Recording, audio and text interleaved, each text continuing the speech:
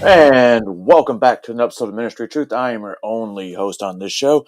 How's everyone doing on this fine Sunday morning? Well, I don't plan on crashing out and ending this live just for no reason. What's up, annoyed? So we're going to go over, some student action summit from the past weekend. A few speakers. We're going to go over what they said, and we're going to hear my thoughts because, that's why we're all really here, just to hear my thoughts on these things. And before we get into this, we got to play a music song, video, whatever you want to fucking call it, to get everyone either in the mood or whatever. It's 12:10 where I am, so I guess you can still grab a cup of coffee, but it's Sunday, so you can actually start drinking early, right? Am I right? All right. Oh, hello, Angela. Good to see you as well. I ain't gonna rage quit. I ain't no bitch. But anyway, go get your coffee, go get your alcohol, or, whatever it is the fuck y'all drink.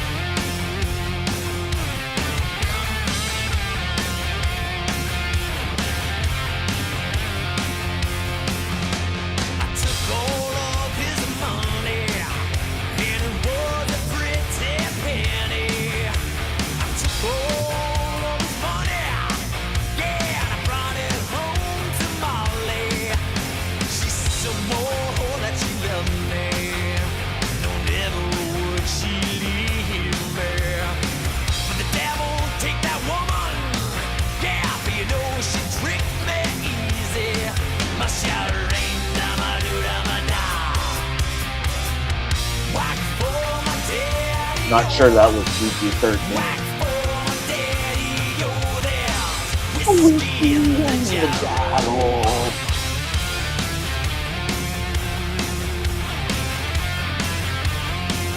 Alright, that's enough time for y'all to go get your drink.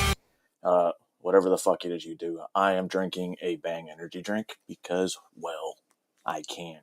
Never said I was healthy. Pretty close to it, but not really.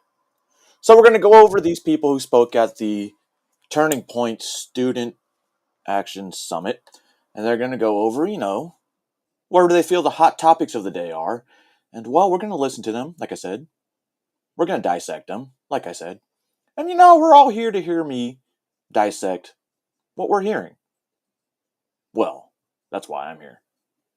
And without further ado, ladies and gentlemen, boys and girls, we're going to listen to Tulsi Gabbard, my favorite Democrat of all time, who, by the way, I would totally smash. Yeah. All right, let's get into Tulsi.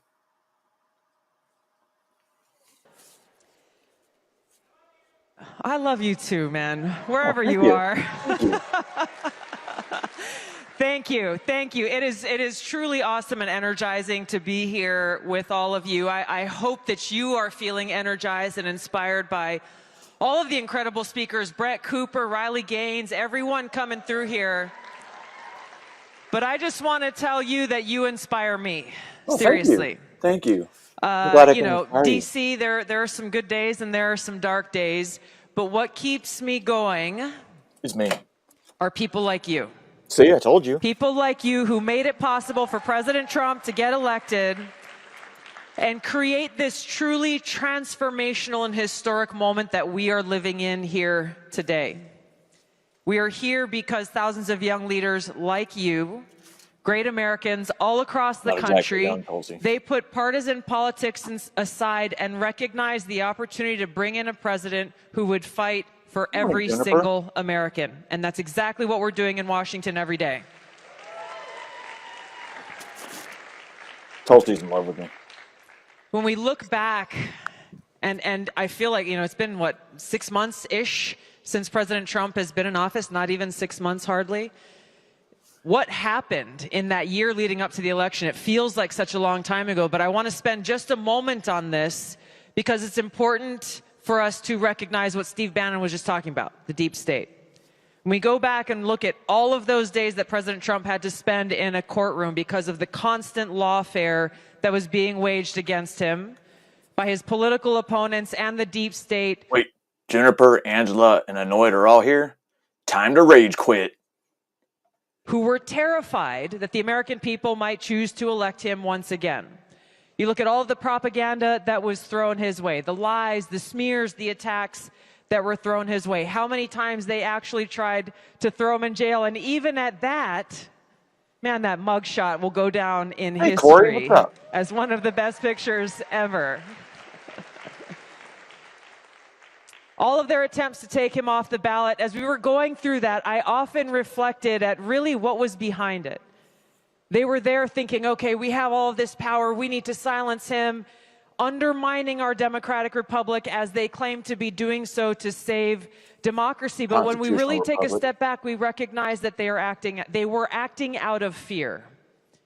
They were terrified of losing their perceived power. They're terrified of their own personal position or fame or profit or whatever the thing was. They were terrified, ultimately afraid of us. Terrified that in the United States of America, that was built on the foundation of these ideals of freedom and liberty for every single American, terrified that we may actually use our freedom. Sometimes I'm a fan of Turning Point, but then Charlie Kirk starts talking. I'm like, dude, shut the fuck up sometimes. That we may lift up our voices and stand up for and work hard to bring about the vision that our founding fathers had for us. A government that is truly of, by, and for me, the people. To me, that is what President Trump's America First agenda is all about. That's why the deep state fought so hard to try to stop us from even having the freedom to choose who we wanted as our president and commander-in-chief. And despite their best efforts, we, the people, prevailed.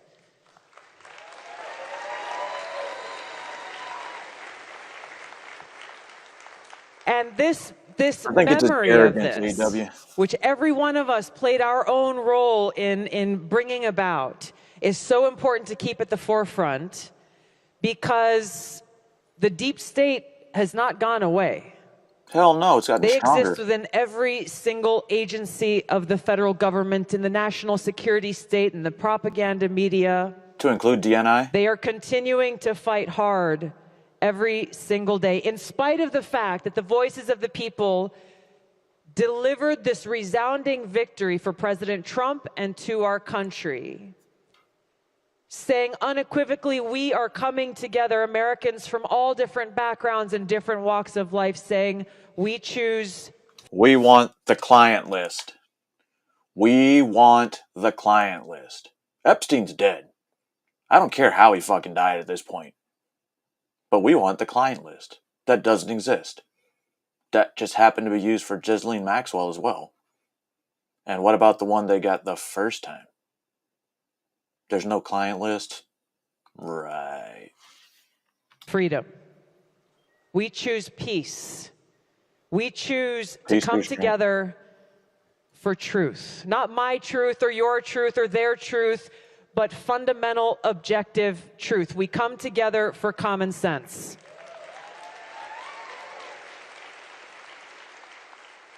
And with President Trump's election, we, the people, have brought about this revolution that brings us back to our founding principles, that brings us back to our founding documents, our Constitution.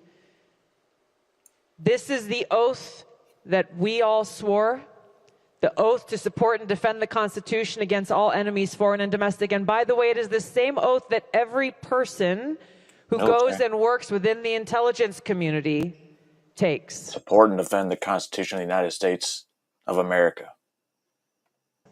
Every employee swears this oath. It's important for us to keep it front and center because it is foundational to who we are.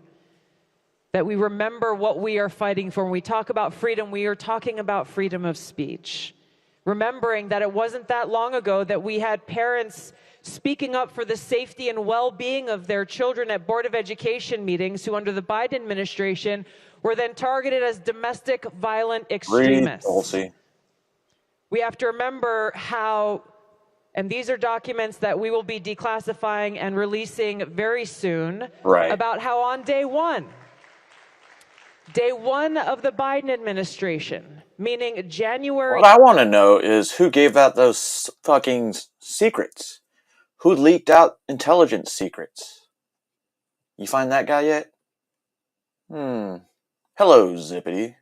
21st of 2021, his national security advisor issued a memo essentially laying the groundwork for who they would be targeting as domestic violent extremists.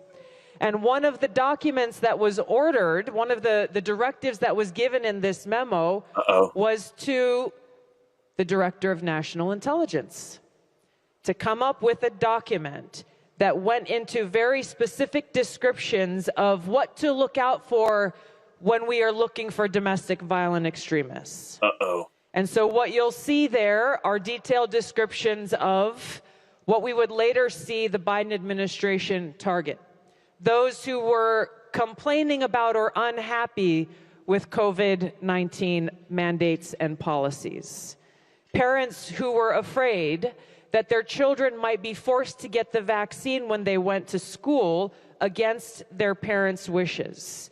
People who were expressing anti-authority views. Hey, that's me.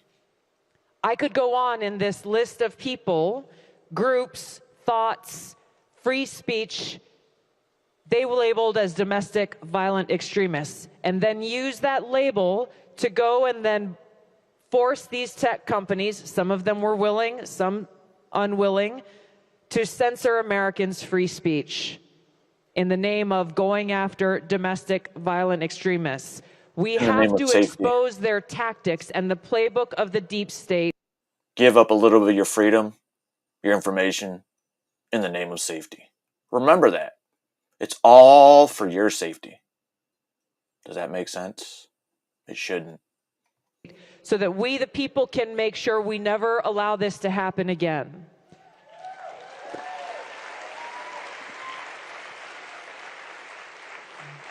By electing President Trump, we chose our Constitution. We chose freedom of speech. We chose freedom to worship so that we can know that as we go to our place of worship, or if we worship in the privacy of our own homes, that we won't have to worry about the FBI thinking that we were suspicious or had to be surveilled as they did to those they labeled as radical traditionalist Catholics simply for attending Latin Mass.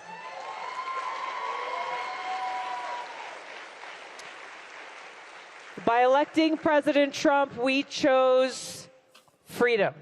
Freedom to exercise. I'm assuming by STD, STI, you mean the not RSV, HSV. Which, okay, I could see that. Measles, you know, I took them. My kids took them. I don't know. I used to be a very, very big advocate for vaccines, mainly because over my course of, 37 years, I took every vaccine that was required and then some. And look how I ended up. Now knowing what I know, I probably wouldn't let them get vaccines. Well, it's too late at this point, but it is what it is. Our right to bear arms. There's already work being done, and there's more to come there to undo the damage that has been done for so long that has undermined that fundamental right. By electing President Trump, we chose our right to privacy and the protection of our civil liberties. Your right to privacy, just as long as you don't pay attention to Palantir. Nothing to see there, guys. liberties as guaranteed under the Fourth Amendment. Under President Trump, we chose our Declaration of Independence. I'm smiling because I think it was on Thursday. I was there and delivering the intelligence brief to the president, and towards the end of it, he had a couple of guests who were coming in to join him for lunch. And just seeing the pride and excitement that he shared as he wanted to show them the Declaration of Independence that he put on the wall right next to the Resolute desk in the Oval Office.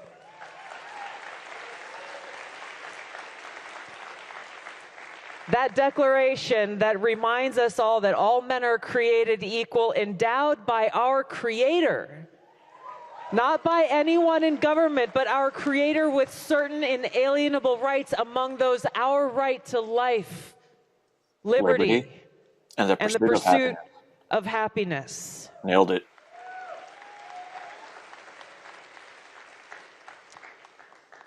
So the historic moment that we live in, it's important sometimes to step away from the noise, to recognize what happened in order to create this opportunity that we have, and therefore to inform the great work that we have ahead of us. You think the campaign was hard, you think what President Trump went through was hard, and it was. The road ahead will not be easy. You notice how some of the times when she ends her sentences, it sounds like when Vivek Ramaswamy talks? I can attest personally that in my work as the Director of National Intelligence, the deep state is fighting us every step of the way. And it exists within every single federal agency. And so I feel the same frustration that I see many of you expressing on X or in different platforms about why aren't things going faster? Why aren't we getting results more quickly? I feel this frustration every single day. We are pushing hard. Know that they are pushing hard back. It's okay. We're not going anywhere. We're here to fight for you and to fight for the red, white, and blue that's behind you. I like it. We can't do this alone. It will take all of us who love our country and who deeply cherish our freedoms to stand united in this fight. It's going to come with hardship and sacrifice. As you know, it comes with name-calling and smears and lies and attacks. But here's the beautiful thing, is the harder they push back, the harder we more push back? smears and lies that are published in the Washington Post and the New York Times and the Atlantic and many others, the more we know that we are exactly on the target. Didn't Alexander Hamilton start the New York Times? I think he might have.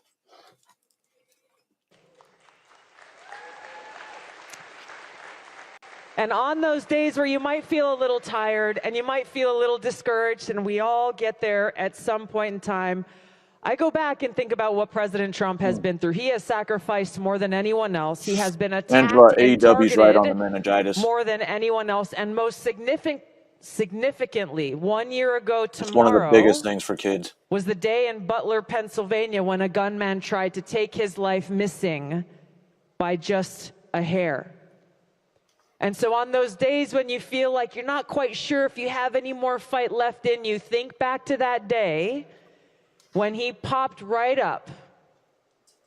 He was not cowed. He was not afraid. He was not running away. What did he do? He raised his fist and looked at all of the people who were there. I'm sorry, Alexander Hamilton was the New York Post, not the New York Times. Just as you are here today. And he said, fight, fight, fight. And that's exactly what we have to continue. I mean, it could be. That's why they call it the kissing disease. To do. Not motivated by hate for those who are trying to take our freedoms away, but by love. I know President Trump is motivated deeply by his love for our country. This is where his strength and his resilience comes from.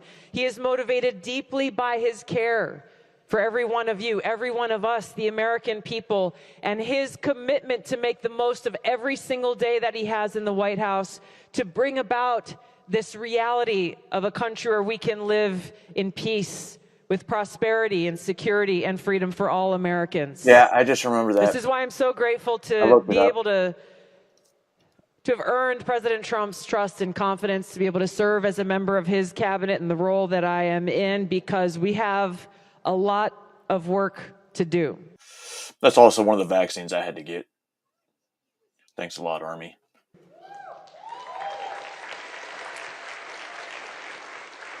So the thing I want you to go home with is the knowledge that you, not a single one of you, should underestimate the power of your voice and your energy and your work and your role in bringing about this historic change that we have all embarked on together. Don't let anyone ever tell you... Yes, I know. That's why one of the tests for meningitis is chin to chest. That this is not your time, or that you're too young, or maybe you'll go and do something in a few years, or 5 or 10 years or 20 years. The time is now. Electing President Trump was just the first step to be able to get to work, to do this important work. It is tough, but it is our purpose that drives us. I'm grateful to have experienced from a young age that I found I was happiest when I was doing things for others, when I was trying to be of service to others, trying my best to be pleasing to God with my life by making a positive impact and being of service to God's children. And that's really what motivated me to choose service as a path for my life. I didn't know what form it would take or where it would take me, but I knew that Meningitis itself is not classified as a sexually transmitted disease, but certain types like syphilitic meningitis, which can be treated by, which can cause by untreated syphilis. So technically, I'm right. this is what I wanted to do, and it's taken me through elected office in different arenas and through the military, now for over 20 years, and now as Director of National Intelligence. But I first started when I was 21 years old. And so for any of you who are thinking of running for office, maybe you're being told some of the things I was told. I was 21 and people said, oh, okay, you have a bright future, but you're too young. Maybe you should go and take some more college classes and, I don't know, wait around until somebody feels like you're qualified to go. But I knew that the most important qualification was my desire to serve, to have that positive impact in my community. So I didn't listen to any of them, and I ran and got elected at 21. They told me the same thing when I ran for Congress. I mean, you can try to fight with me. You're going to lose. I have a magic button. At 31, Tulsi, you're great. You got a bright future. It's not your time. Come back in 20 years. I had come back from multiple deployments at that point in time, understanding and feeling to my core the cost of war, and knowing that I needed to be in a place to make a greater impact. Where better than at that time in Congress, where I could help to influence some of these decisions about peace and war and share the experiences of my brothers and sisters who I served alongside, my experience, and honor the memories every single day as I continue to do, as Secretary Hegseth does. I know President Trump has the lives and well-being. I don't give a fuck what you guys say about Pete Hegseth. That motherfucker is the typical soldier that I would hang out with. Of our service members on his heart every day, knowing the sacrifice that's made.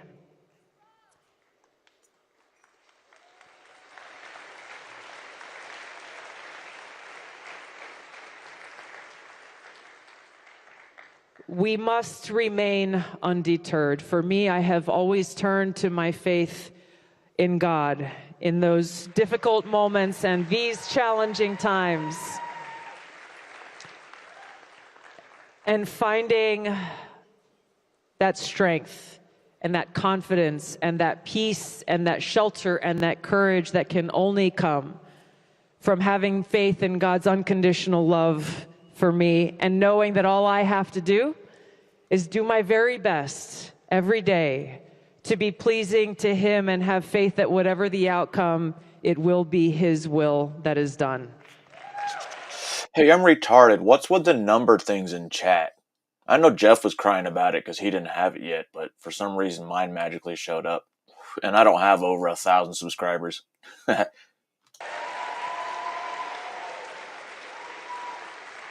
So as we forge ahead together... Yo, 10 kids in a city like Aurora, that is a lot.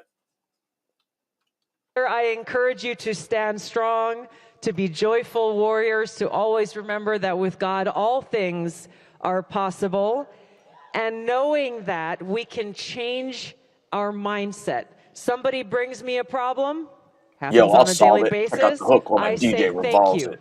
Good. Now I can solve it.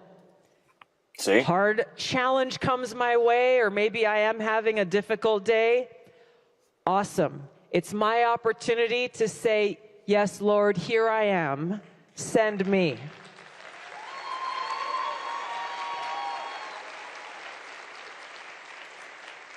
It is inspired by God's unconditional love that we are charged to live and lead and serve in a reflection of his love for all of us, with this eternal gratitude in our hearts for the blessings and the freedoms that he has and continues to bestow upon every one of us. When I was deployed to Iraq in 2005, I served in a medical unit where there was a sign at one of the main gates where our security patrols, infantry patrols went in and out of every day. And the first day that I saw it, and many days thereafter, I was stopped in my tracks because that sign said in big block letters, "Is today the day?" Yo! And it was this ever-present reminder. Yo! That's fucking insane because that was my mentality. Every time I rolled outside that wire, I told myself, if today's the day, it's the day. What can I do to stop it? That's crazy.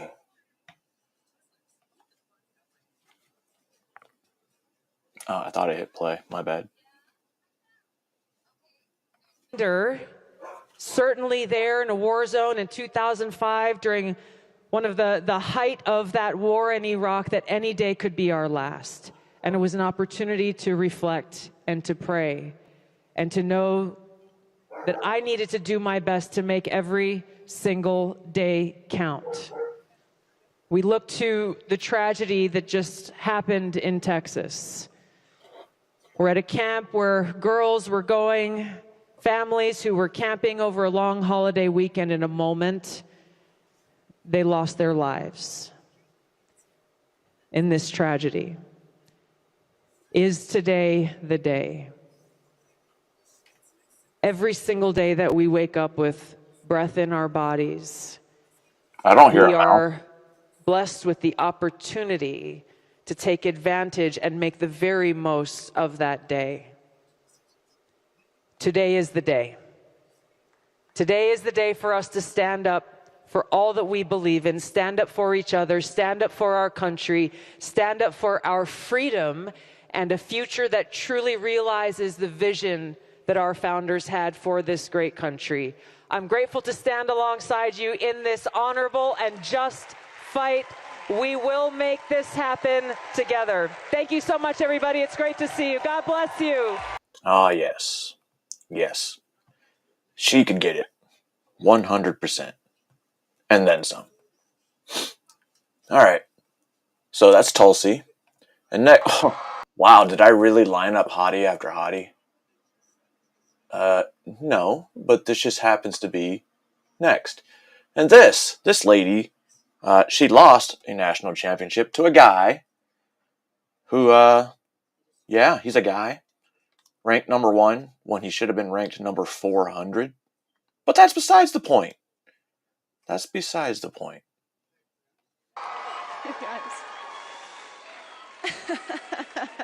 You guys are so sweet. Man, how inspiring it is to look out and see this.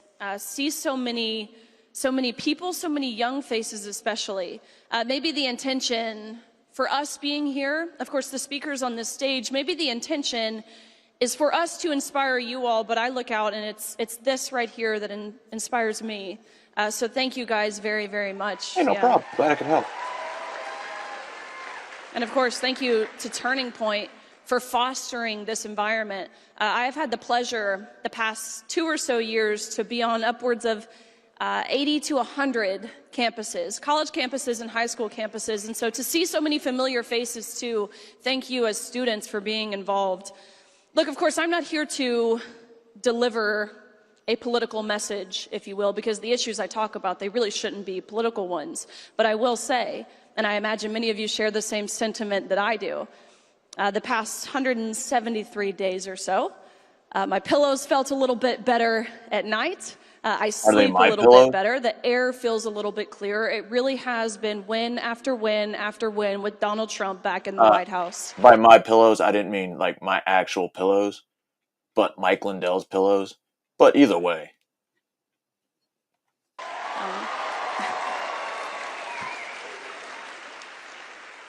Under President Trump, we are finally seeing action, especially on the cultural front lines.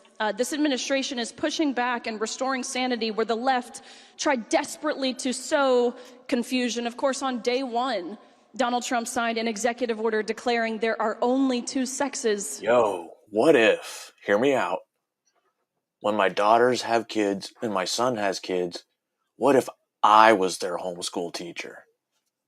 That, ladies and gentlemen, would be interesting. Male and female. Isn't it crazy that a sitting president has to take time out of we had to get meningococcal just to go to Ranger School. His day, has to exercise his executive authority, executive powers, and declare such. But maybe we shouldn't be too surprised, considering we have a sitting Supreme Court justice who can't even answer the question of what is a woman because she claims she's not a biologist. But, we all took biology. Guess what? I'm not a veterinarian, but I know what a dog is. That's the stupidest thing I've ever heard in my entire life. It was one of the most remarkable experiences. I got to be there standing beside the president as he signed this executive order barring men from participating in women's sports within any educational program that receives federal funds. And maybe some of you saw the clips or the images that surfaced following this signing. It was one of the most beautiful things because you have the president signing this EO surrounded by a sea of young girls. I'm talking 5, 6, 7, 8 years old, and they've got their jerseys on or their uniforms. They've got their big bows in their hair that they wear on the soccer field. That visual means more to me than I could possibly put into words. And of course California is high on that because they get a lot of money from Big Pharma for every immunization they give out. Democrats that are pushing back, people like Gavin Newsom, people like Governor Mills of Maine, they think that they're giving the middle finger to Donald Trump. That's not what they're doing. How much do people typically pay for a flu shot? $25? $35? Do you know a vial of 10? A vial of 10 is less than $5. A vial of 10 is less than $5. At all. They're giving the middle finger to those little girls who were there to attend this signing with the most joyous smiles on their faces. The Department of Education has made it very, very clear now that Title IX protections are intended to prevent sex-based discrimination, not discrimination on the basis of gender identity, period. That means that that was one of the things I did in the Army because I had to order vaccines, part of my job. And I was amazed by the amount of money that these vials cost and what they're charging the public. It's the same with regular medications as well. It's wild. Girls don't go in boys' locker rooms and vice versa. It means that boys don't go into girls' sports and vice versa. We're seeing DEI bureaucracies dismantled, woke nonsense being defunded in our military, in healthcare, and corporate America, and the media realm, and academia. Real accountability is finally being returned to our institutions. We saw a huge win on that front just this week with the announcement from University of Pennsylvania. Again, this has been one of the biggest perpetrators. University of Pennsylvania has been one of the biggest perpetrators in the abuse and the mistreatment and the emotional blackmail of women over the past few years. But because of President Trump, because of how he flexed the fact that he will withhold $175 million from this institution, which maybe, I guess, is enough to make anyone find their spine. UPenn was willing to come to the table and say, look, we will abide by the law. Again, that federal law being Title IX. We will reinstate and restore all records, titles, honors taken from deserving women by a mediocre man, and we will issue a personalized apology to every single woman who was impacted by our decision.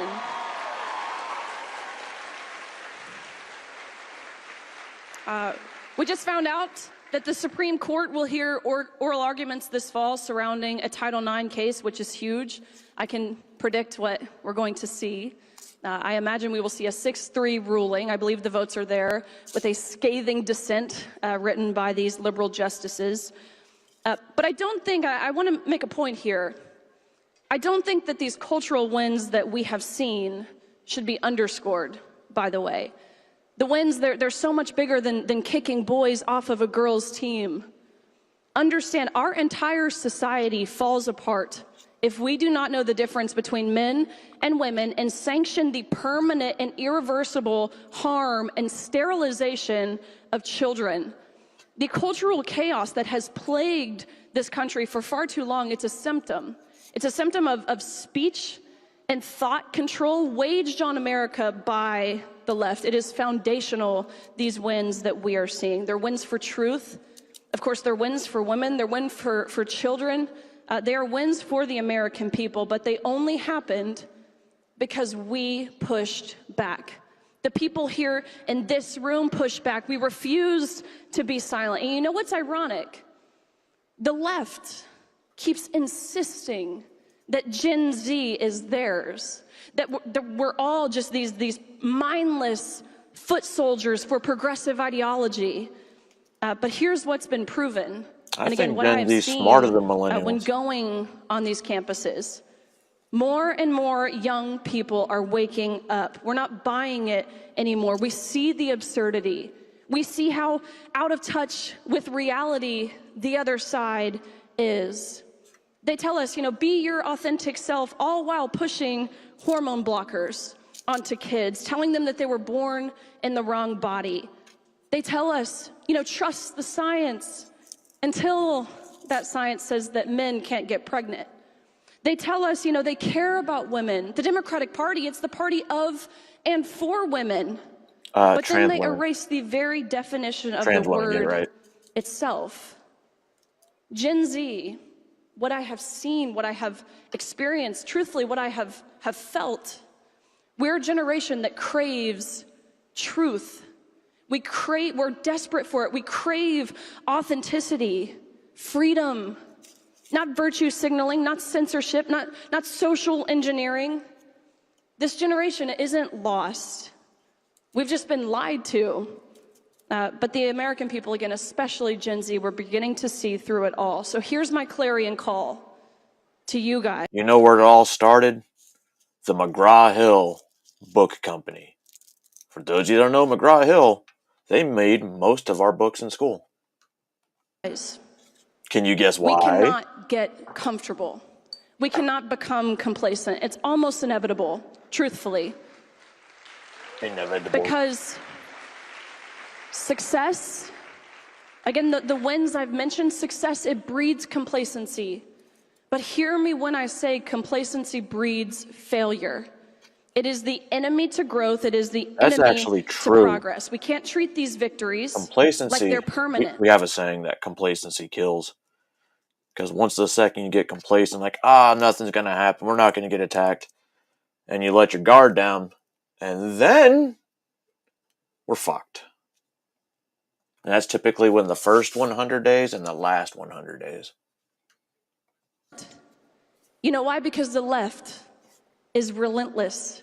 They don't just roll over. They don't allow themselves to be steamrolled. No, they rear their heads and they gnash their teeth. They're already trying to roll it all back.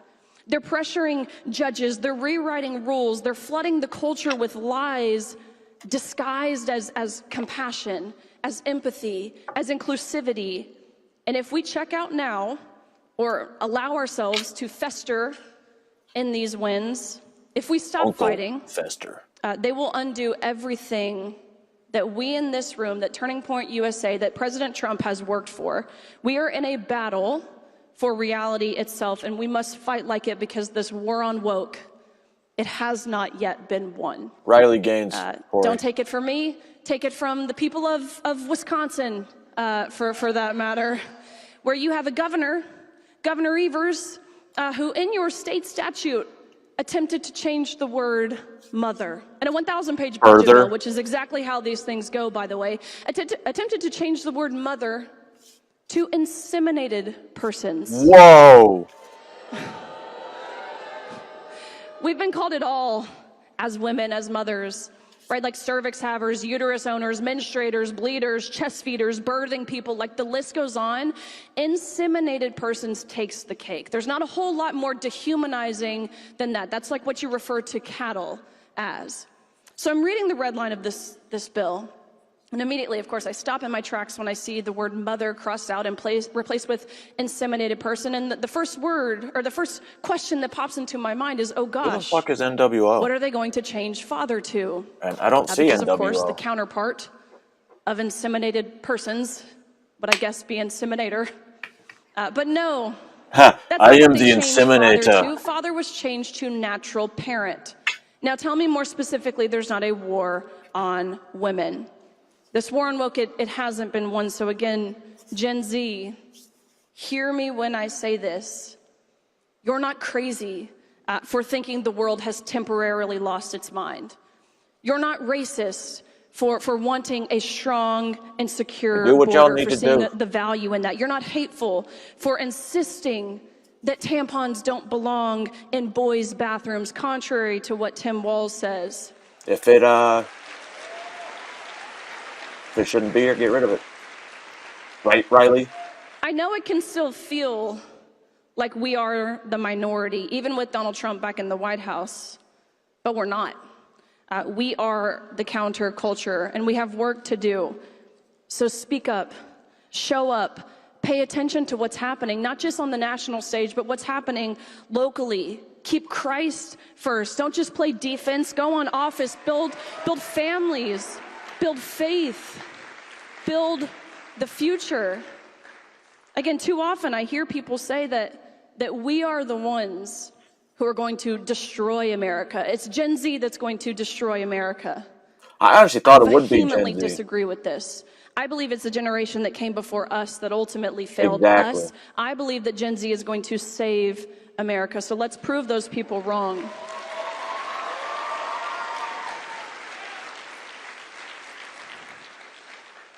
Last thing that I want to speak pretty plainly about now that I'm 30 weeks pregnant, and will welcome... What? And we'll welcome a little girl into this world in just 2 months. That's weird, because me and her, we hooked up 31 weeks ago. I feel her kicking around now that I've heard her heartbeat at that very first appointment. I've seen her little tiny hands, her little tiny feet. I've always been, to provide some clarity to this, I've always been pro-life. From the perspective of understanding we have a God who condemns the shedding of innocent blood and who breathes purpose into every life, whether in the womb or outside of the womb. That being said, being pregnant since conception, it has made me radically pro-life. Oh, I was going to say. It has made the thought, the idea of abortion hurt deeply and really viscerally. Abortion, it says that life in the womb is only valuable if it's wanted. Gender ideology says a woman is only a woman if she feels like one. Neither of these ideas recognize the inherent dignity the design and the worth that comes with being created male or female, or with carrying a child. And at the bottom, the heart of both of these lies, profiting from both of these lies, is Planned Parenthood. This organization is not a champion for women. Planned Parenthood doesn't have any money for the next, I believe, 2 years? 1 to 2 years? Weird. Or for children, as they claim to be. It's a business.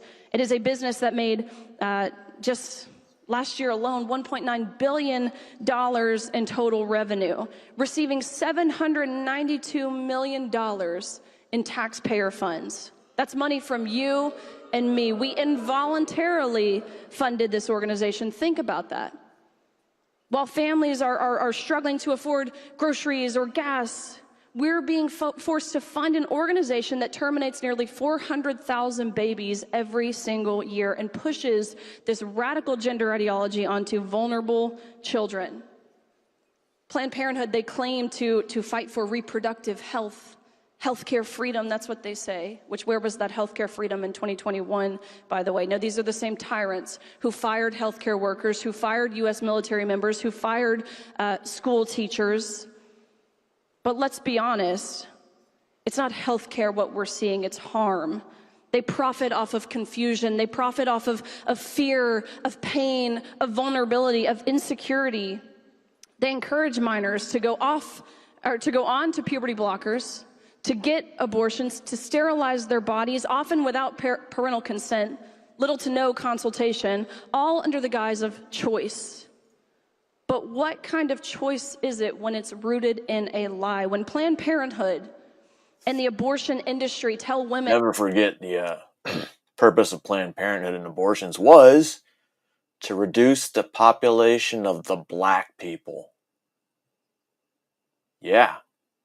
And if you look, Margaret Sanger, the founder, they tried to pretty much erase her name. That their babies are just clumps of cells or just a lump of tissue. What they're doing is something far more sinister than lying. They are severing the natural connection between a mother and her child. They are normalizing violence against the most vulnerable and calling it a choice. But no mother that I know, no real advocate for women wants her empowerment to come at the cost of her own child's life. Again, what they're selling is not compassion. It's fear. It's convenience dressed up as freedom. It's $1 billion business that profits off of panic, vulnerability, and insecurity, not empowerment. As I said, in just a few short weeks, I'm bringing life into this world. A little girl, again, I've heard her heartbeat all the way back when when I was only 8 weeks along. I feel her move. Again, seeing her little tiny frame on the ultrasound, she at this point could be aborted at this stage of development, or raised to believe that she's not really a girl at all. And I'm not okay with that. I refuse to let her grow up in a world that tells her she has to apologize for being female, or to pretend that biology is bigotry, or that life only matters if it's convenient.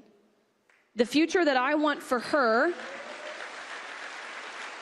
is one that is rooted in truth, where women are honored, not erased, where motherhood is celebrated, not treated like a burden, and where every human, no matter how small or dependent, is protected, not discarded. And by the way, many pro-lifers were hesitant to support President Trump, claiming that he wasn't pro-life enough. But you name me another president who has defunded one of the most sinister, profit-driven, murderous organizations this world has ever seen with the passage and the signage of the big, beautiful bill. Unfortunately, it was watered down to defund Planned Parenthood for only 1 year, as opposed to the proposed 10, meaning, of course, again, there's still work to do. I know it was 1 or 2. But President Trump is the most pro-life president that we have seen in modern history. I mean, this moment, short bus with a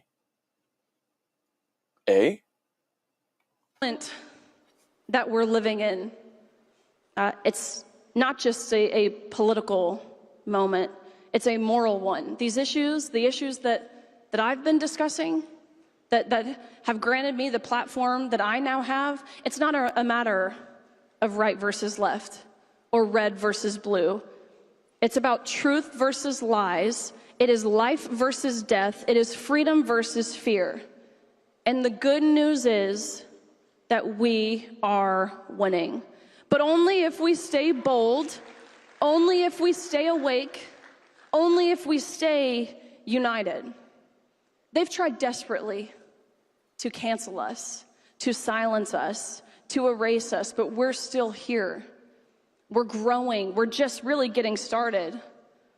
And one more thing, actually, the last thing I will say, Right. as I feel a sense of moral obligation, truthfully, again, given that I've been blessed with this platform that I have, largely for being a voice for the voiceless, those who are too fearful to use their own voice, this platform for protecting the most vulnerable, protecting children, protecting That's crazy. When I was in women. the Army, a lot of people would be afraid or tell shit, that they didn't like, but they wouldn't say it out loud. I'm going to tell Doc.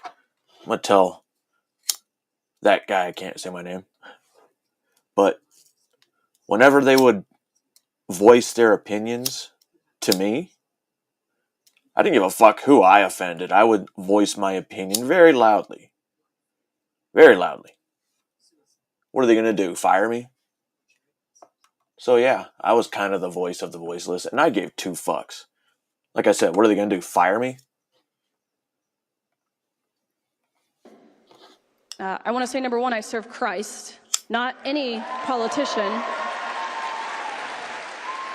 Politicians serve you, you don't serve And them. with that being said, there is no way that we are going to act like the proven harm and abuse that Jeffrey Epstein has caused never happened.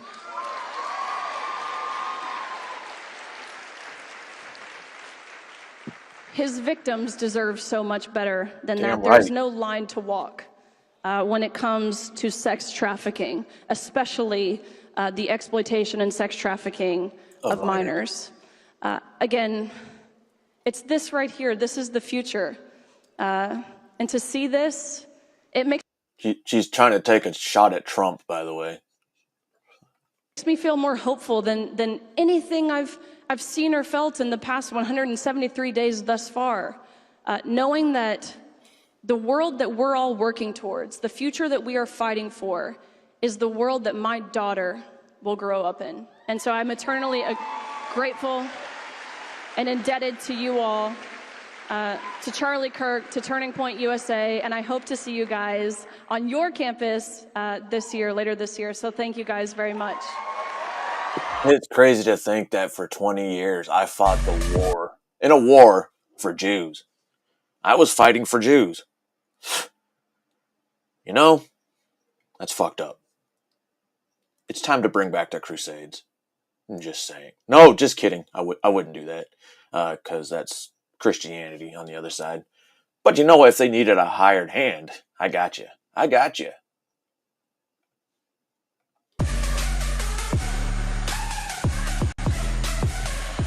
Good evening. Oh. You guys all look like a bunch of great Americans. Thank you so much for welcoming me here tonight. What an honor to be with all of you. What did you say?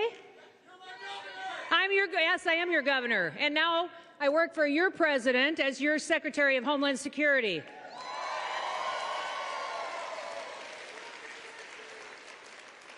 Listen, I spent the day today with a bunch of officers out arresting bad guys and getting them off the streets. Aren't you grateful for our law enforcement officers? In fact, I want to do this. I'm sure my team put together a fantastic speech for me to give to you, and I will use some of it, but I'm going to go a little off the rails here a little bit because that's the mood that I'm in. But I want you all to stand up with me, and we're going to cover our law enforcement officers in prayer right now. Let's bow our heads. Dear Heavenly Father, we just come before you tonight grateful.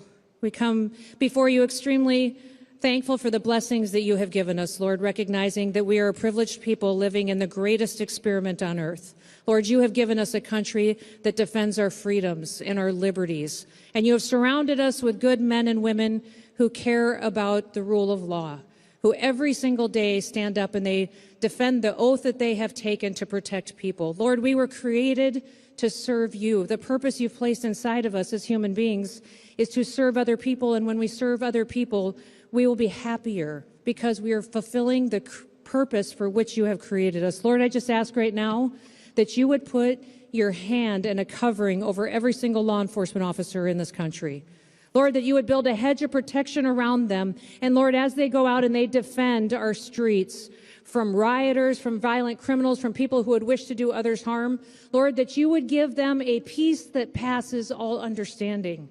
That you would keep your hand on them and their families, protect them, keep them safe, and help them to know, Lord, that they are standing for right, that they are standing for good, that they are fighting evil, and that they are fulfilling the purpose to which you have called them. Dear Lord, we thank you and we praise you for each and every single one of them. That almost sounds like what the chaplain would say to us before every mission, during the briefs. Craziness. Did it work all the time? Absolutely not. Lord, and I ask that everyone in this room and all of America would find ways to bless our law enforcement officers, Lord. Bless them, have their backs, defend them, stand for what's right, and to continue to walk in the purpose for which you've called each and every one of us. In your name, amen. Amen. Amen. You guys want to know something funny? I know some of you were buddies with that guy. I'm not holding it against you. But he loved fucking Israel.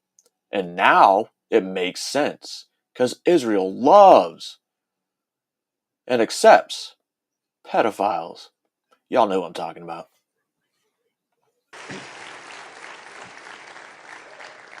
Thank you. We love you too. You guys are amazing. Thank you so much for being here. Thank you so much for being a part of Turning Point and a part of an organization that not only seeks to bring together people and have civil discussions on policies and what this country is about and world events and what's going on and what we can do as far as being engaged, but an organization that seeks to have an informed public. An informed public can have a better discourse about what our... Angela, relax. Relax. We know my thoughts on God's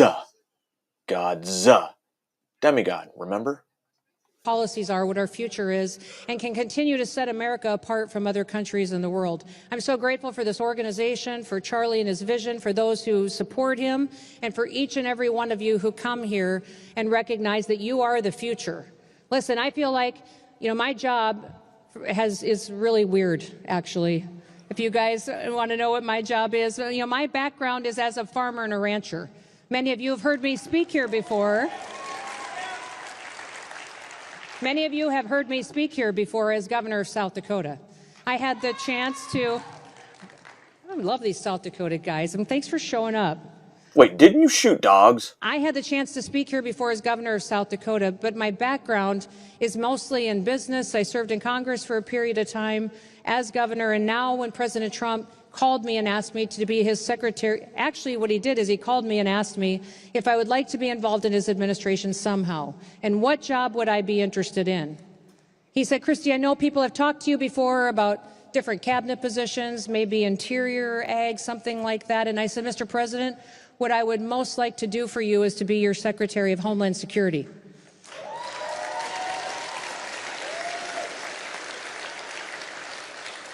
And he said, really? Why? And I said, sir, because it is your number one priority.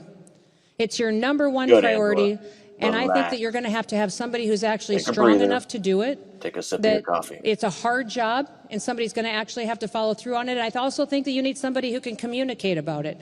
Someone who is a wife and a mom and a grandma that can talk to families and recognize how the policies and what we're doing to make our country safer is better for all Americans and will help protect our communities for our kids and our grandkids to grow up and have the same opportunities that we have each and every day. I'm just so blessed and honored that he gave me that privilege to serve in this role. Now, the Department of Homeland Security was created after 9/11. It was created in response to the terror attacks that hit the New York City and the World Trade Towers. And it was a bunch of different agencies in the federal government all put under one umbrella whose mission is to defend the security of the homeland and to do so with honor and integrity. Therefore, I have 20 to defend the security of the homeland. I wonder if that's why they're called the Department of Homeland Security. And guess what? The War Department is back. No more DOD.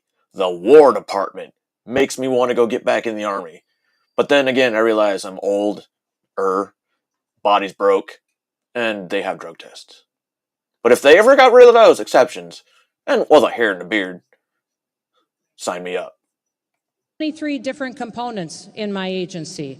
You know that it is my job and Customs and Border Protection's job and Border Patrol's job in order to go out and secure the border. President Trump has secured our border for the United States of America.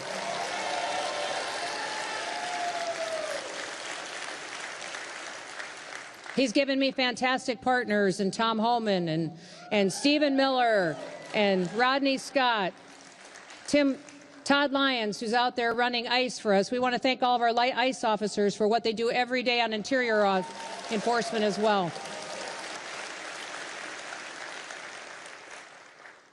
We have over 99% of the people that were coming through the Darien Gap over a year and a half ago. Do you remember the hundreds of thousands of people that were coming through there, coming into the United States of America? Now we have reverse migration, going the opposite direction, out of the United States, back to their home countries. A 94% decrease in people coming to the border. And for the last 2 months, we've had 0 illegal aliens coming into this country, which is absolutely remarkable. But beyond that, under the Department of Homeland Security, I also have a responsibility for USCIS, which is our citizenship visa waiver programs, and how we let people come into our country and be our guests. And I will be very firm in telling all of you there will never be amnesty under my watch or President Trump's watch. You might keep those words.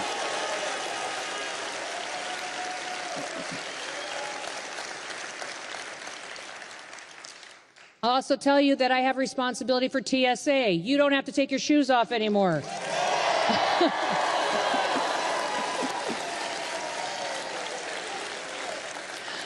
I think it was the first day I got this job, I walked into TSA and said, do we really have to take our shoes off? I mean, does it really make us safe and more secure? And that's what I think is number one. My job is to question every single thing that this government does. And if it doesn't make sense, if it doesn't serve the people, if it doesn't make us safe, and it doesn't defend freedom, we should not be doing it.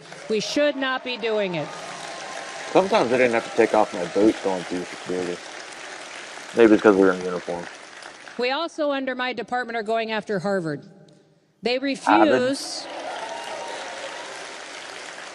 and any other university that refuses to turn over their background checks and criminal activity of the students that are on their campus, and if they refuse to defend our Jewish students and allow participation of anti-Semitic activity, they are not going to be allowed to have students and participate in our SEVIS program. That's crazy. That's fucking crazy. So is that the only the hate they'll recognize is Jew hate? It's kind of fucking crazy, isn't it? Who would hate Jews? Everybody. I'm also very proud of the fact that I have the supervisory authority over the U.S. Coast Guard. Aren't you proud about what the U.S. Coast Guard just did in Texas to help those individuals? Texas just went through an incredible tragedy with the flooding event that happened and is still looking for their loved ones and for children and have been absolutely devastated. And the individuals who showed up there from the Coast Guard, from Border Patrol, those individuals from the BORTAC teams, from FEMA that showed up immediately and supported that state in its response to its individuals. I'm so proud of them because for the very first time, we acted in a way that disaster response should. You know, the way statute lays out is that every emergency that happens in this country should be locally executed. That means the people that are closest to that emergency need to be the ones making the decisions to respond to people. It should be state managed, which means the state makes the decisions on how they're going to universally handle this disaster. And the federal government, our role should be to support. We should be there to support. We shouldn't be making the decisions. In reality, she's right. Especially if you cut wasteful spending at the state level, which we all know is fucking ridiculous no matter what state you are. Especially in California, where how many billions are you in debt right now? And just the way it works. If the state needs help because, well, it goes without their scope, not the scope, with their limits, then the federal government, yes, should step in. Instead of having FEMA, that money goes to the states. We should be sending the support that is necessary to get that state through that situation. And that's exactly how we implemented it in Texas and are continuing to do so to support Texas as it gets through this. And at the exact same time, New Mexico was flooding. North Carolina had... Hell, isn't California canceling house homeowners policies now? Because they're tired of all paying for those natural disasters? Some flooding events going on, and we continue to stand on watch to make sure that we're there to support people across this country, regardless if you're Republican, Democrat, Independent. If you love freedom and if you love this country, we are going to be there for you to help support you and get you through the most challenging days of your lives.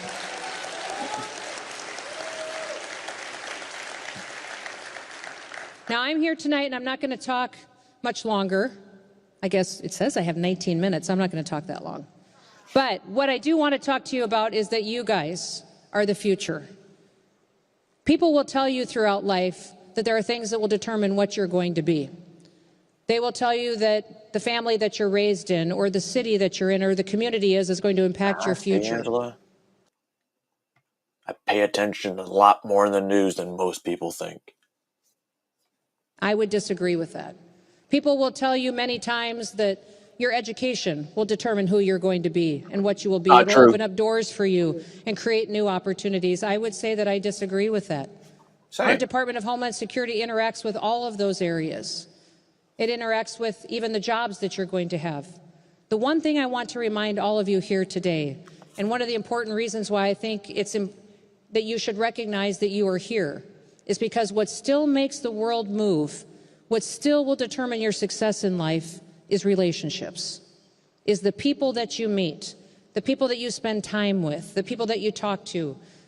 I would encourage you to continue to stay involved, to go out there and to come to conferences like this, meet people, go shake hands. You never know when the next person that you meet may be your next mentor that will give you the greatest advice that turned your life around, that changed everything for you. The next person you meet may be the person that gives you a reference for your next internship, or your first job position that you get, or maybe the scholarship that you need to get the degree that you want. Maybe you will meet somebody when you show up for an opportunity when that door is open that will be your next business partner. Don't leave this conference without recognizing that the most valuable thing that you gained here was the relationships that you built, the people that you talked to, and the people that you were with.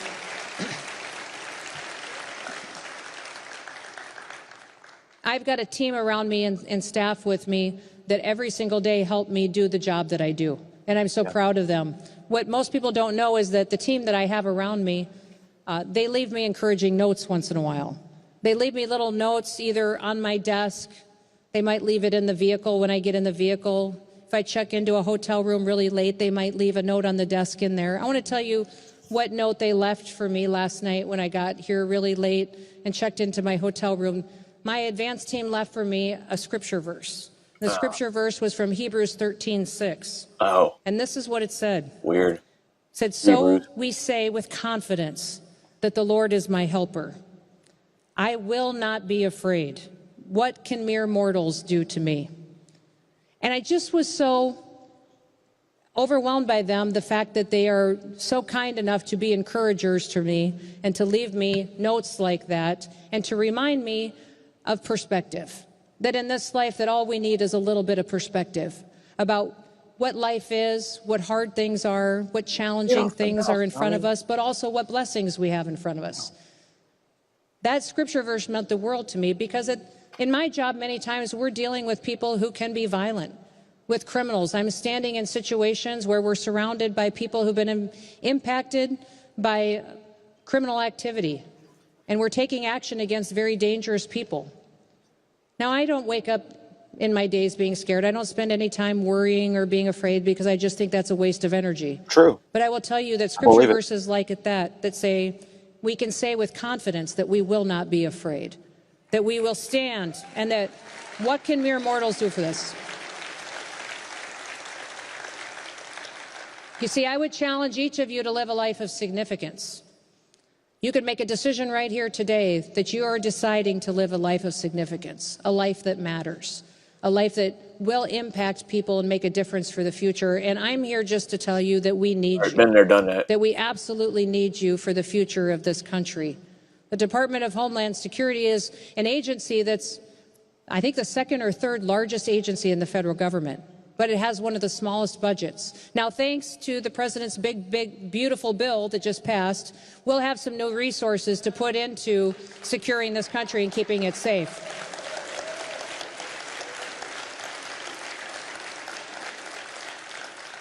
We'll be able to hire more law enforcement officers, more ICE officers. Homeland Security trains our federal law enforcement officers. We'll be able to do that. We'll be able to equip the Coast Guard with what they need to do search and rescue, but also to go out there and help us with drug interdiction and to make sure that we're taking these illegal criminals and getting them out of our maritime borders and getting them out there. Help the Secret Service get the resources that they need. We'll be able to continue to do all of that thanks to President Trump's vision. But the one thing that I wanted to talk to you a little bit about the fact is that when you live that life of significance, you will no longer be deprioritized like you were under the Biden administration. That with President Trump, every day you are his priority. Oh, and you're again, the reason he closed the border. You're the reason he's at least one more time this year, and then another time next year, and then 2 more times after that. That these kind of omnibus, that's all it was, omnibus bills will come through, and they have to vote on it now, or this is going to happen.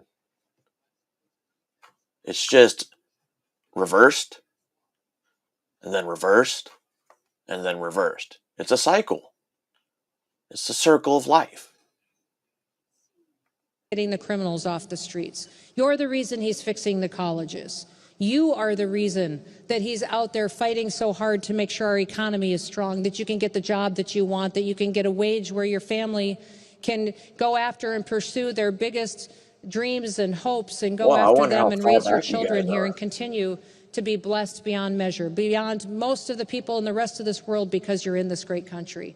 That's why President Trump gets out of bed every single day and why I appreciate him so much.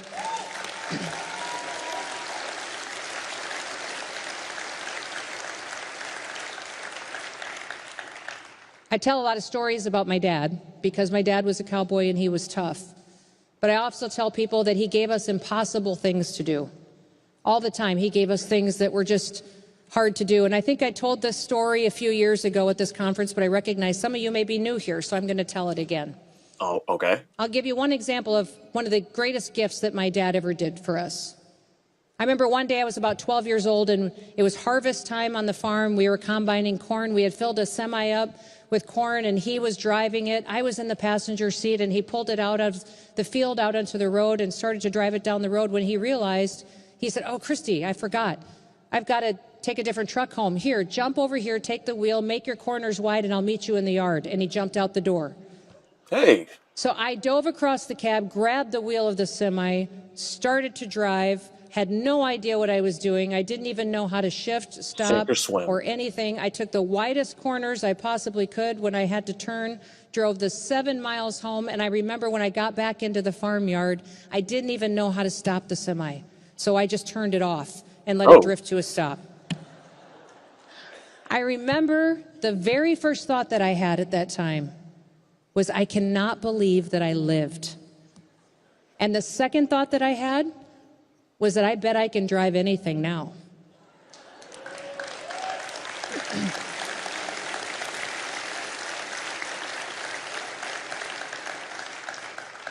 It wasn't until years later I realized what my dad was doing with everything that he gave to me and to my brothers and my sister. When he gave us impossible things to do that we never thought we would accomplish, was that he was teaching us to become problem solvers. He was teaching us to figure things out and make our way through them. And then when we did something we never dreamed we could accomplish, it was giving us the confidence to take on the next biggest thing in front of us. It was going to give us that next challenging thing, the confidence to overcome it and to go out and to do it. See, life is all about perspective. I think we're crippling our children in this country. We're crippling our children by doing everything for them. Somehow we've taught the people in this country that hard things are bad and that we should avoid them. I would tell you hard things are good. They teach us who we are. They give us confidence.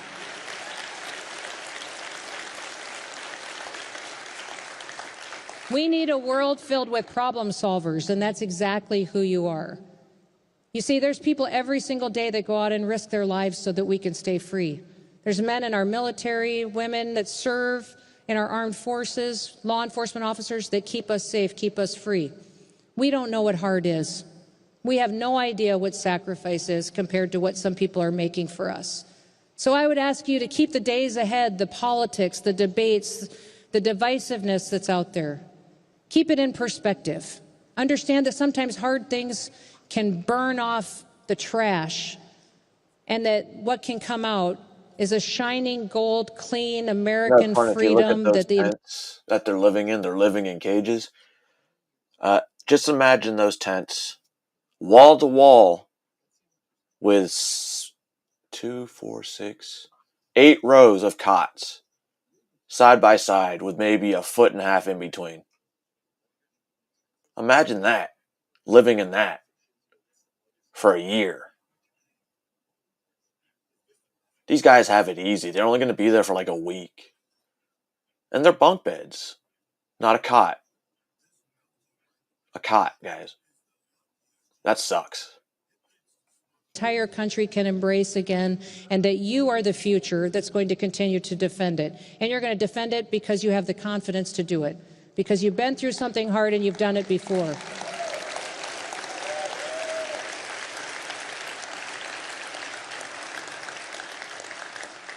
You see, I referenced before that what we were given as a country was the greatest experiment in human history.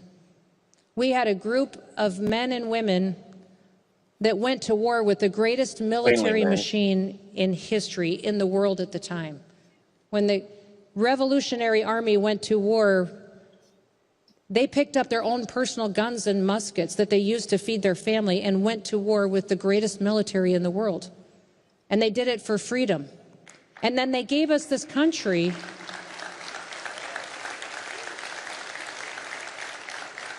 They gave us this country that's never been matched before. It might surprise some of you in the room to know that George Washington never signed the Declaration of Independence. No shit. You see, when the Declaration of Independence was voted on by the Continental Congress and it was sent out, John Hancock sent it out to George Washington, who was out with his troops. And 5 days later, he called all of his troops together so that they could all listen to it together when they were out there and what they have just been given in this new declaration. In fact, I want to read to you what General Washington said to his troops as he sat there on his horse with his military men and women, what he said to them before the Declaration of Independence was read to them out loud. He said, "The blessings and the protection of heaven are at all times necessary, but they're especially so in times of public distress and danger. The general hopes and trusts that every officer and every man will endeavor to live and to act as become a Christian soldier, defending the dearest rights and the liberties of his country." You see, even at that time, George Washington put his faith first, and then he called people to fight. He called them to go out there and to act as Christians, to go out there and to defend our rights and our freedoms. But when you go forward and do that with morals and with values and understand that every person out there is worth something in God's eyes, but yet we can disagree with them and still protect our freedoms and liberties, that's invaluable. And the general that Jesus fucking Christ, she got stupid near the end. Ah. All right. Whew. Now that we're done with that bitch, let's move on to a guy named Steve, who Epstein says might be Epstein.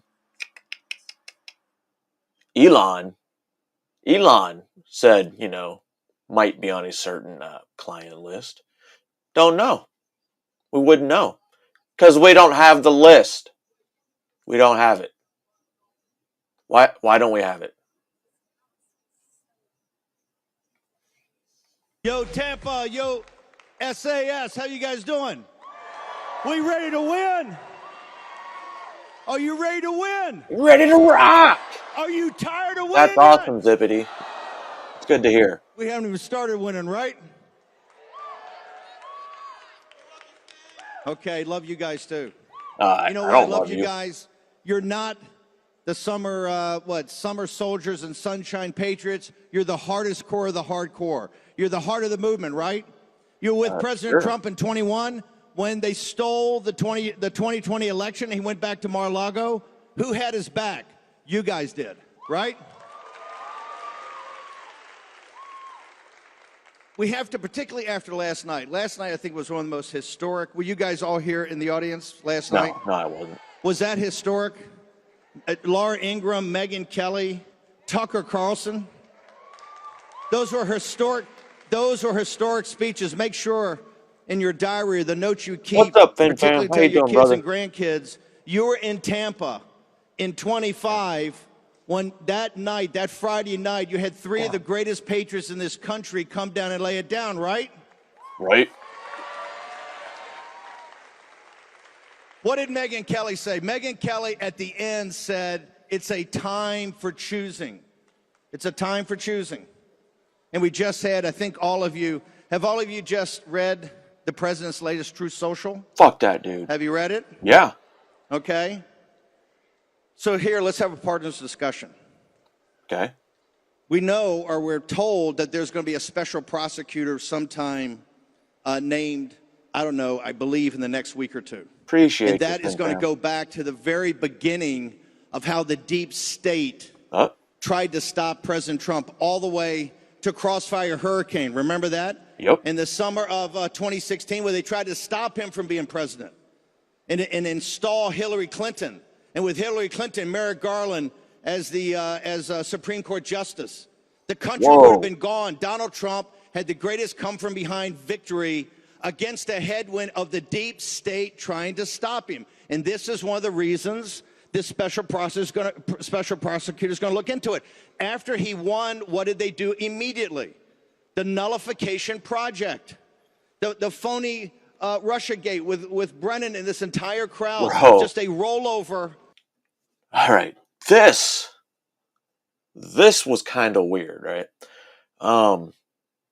Donald Trump said that this Epstein client list is another thing that was just made up by Democrats. Nobody found that weird? Now he's saying it's a Democrat thing, that, conspiracy. That would be crazy. Because it's not. From what they did in Crossfire Hurricane. It just continued on. Why? They wanted President Trump, they wanted to stop him from taking on the deep state.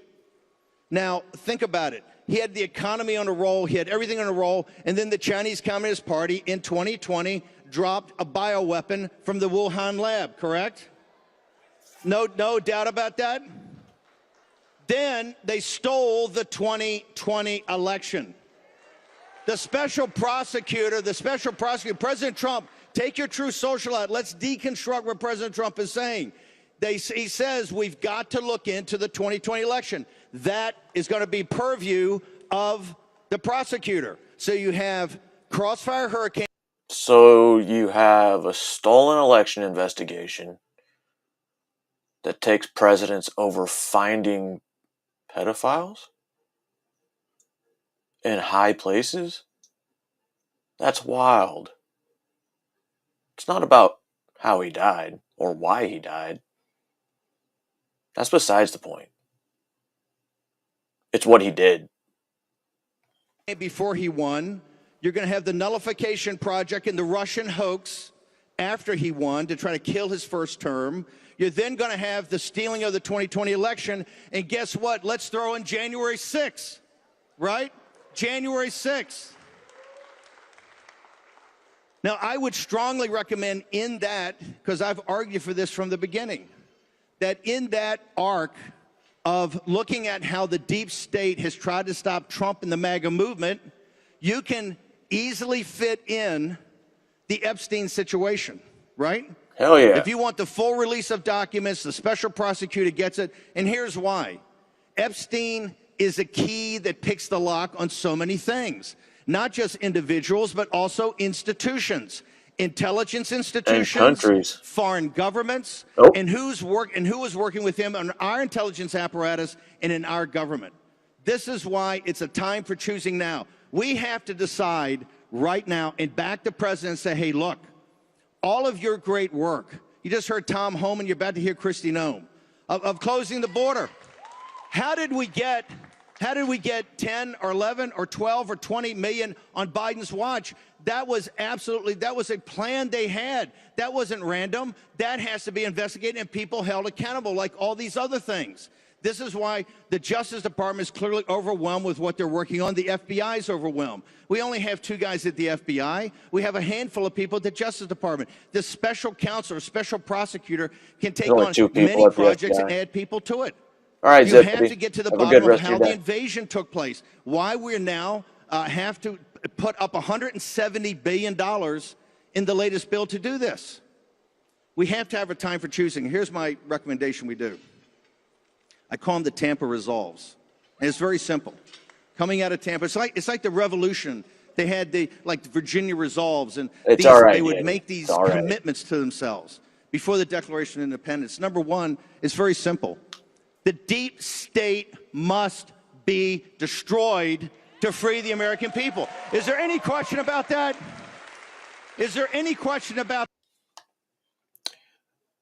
The more and more I listen about the deep state, yes, it exists. Always has been. But who's been running our country since the 50s? The 40s, the 50s?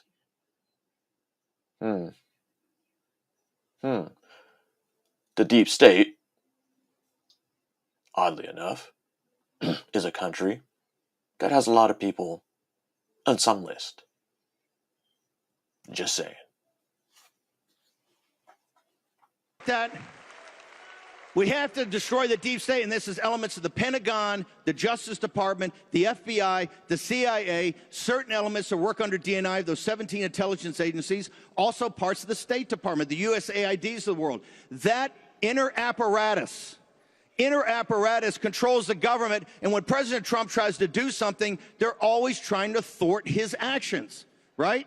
You see the leaks. When Homan's sending these brave men and women into Los Angeles to do these raids, like the raid about the children trafficked to the marijuana farm to work, they're lying in wait for him.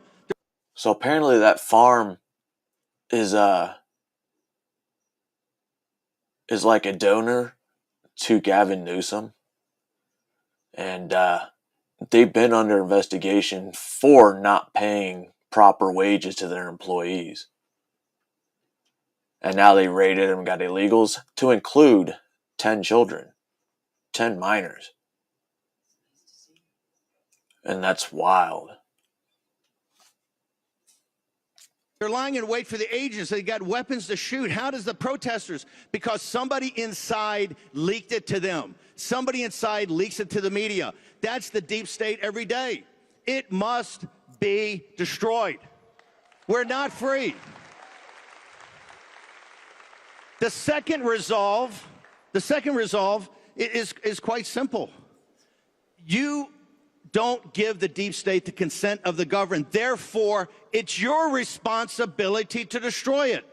It's a sacred duty and a responsibility of the American people, American citizens. No cavalry is going to come and save you. No foreign country is going to come and save you. No Deus ex machina is going to come down. No fairy dust is going to appear. You have to do it yourself, correct? It's our responsibility.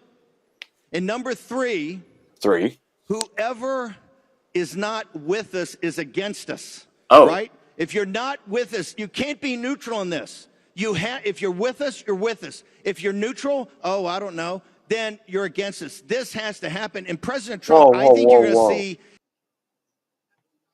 Which am I? I agree with you on some shit, not this guy specifically, but I disagree on some other things. Like, that's definitely not all in, so weird. All in or nothing. We know this guy's full of shit now. And when he's identifying these prosecutors, he's going after it. He's going after who set up Crossfire Hurricane. That's another reason Elon said this guy may or may not be on a certain, thing. The thing. He's going after the Russia hoax. He's going to go after the 2020 election and how it was stolen and who's responsible for it being stolen, right? And I hope he gets to January 6th. You got to get to January 6th. When I was in prison, you had these January 6th people that had just walked by the Capitol. And what were they? They were sitting there in prison for nothing more than supporting the President of the United States.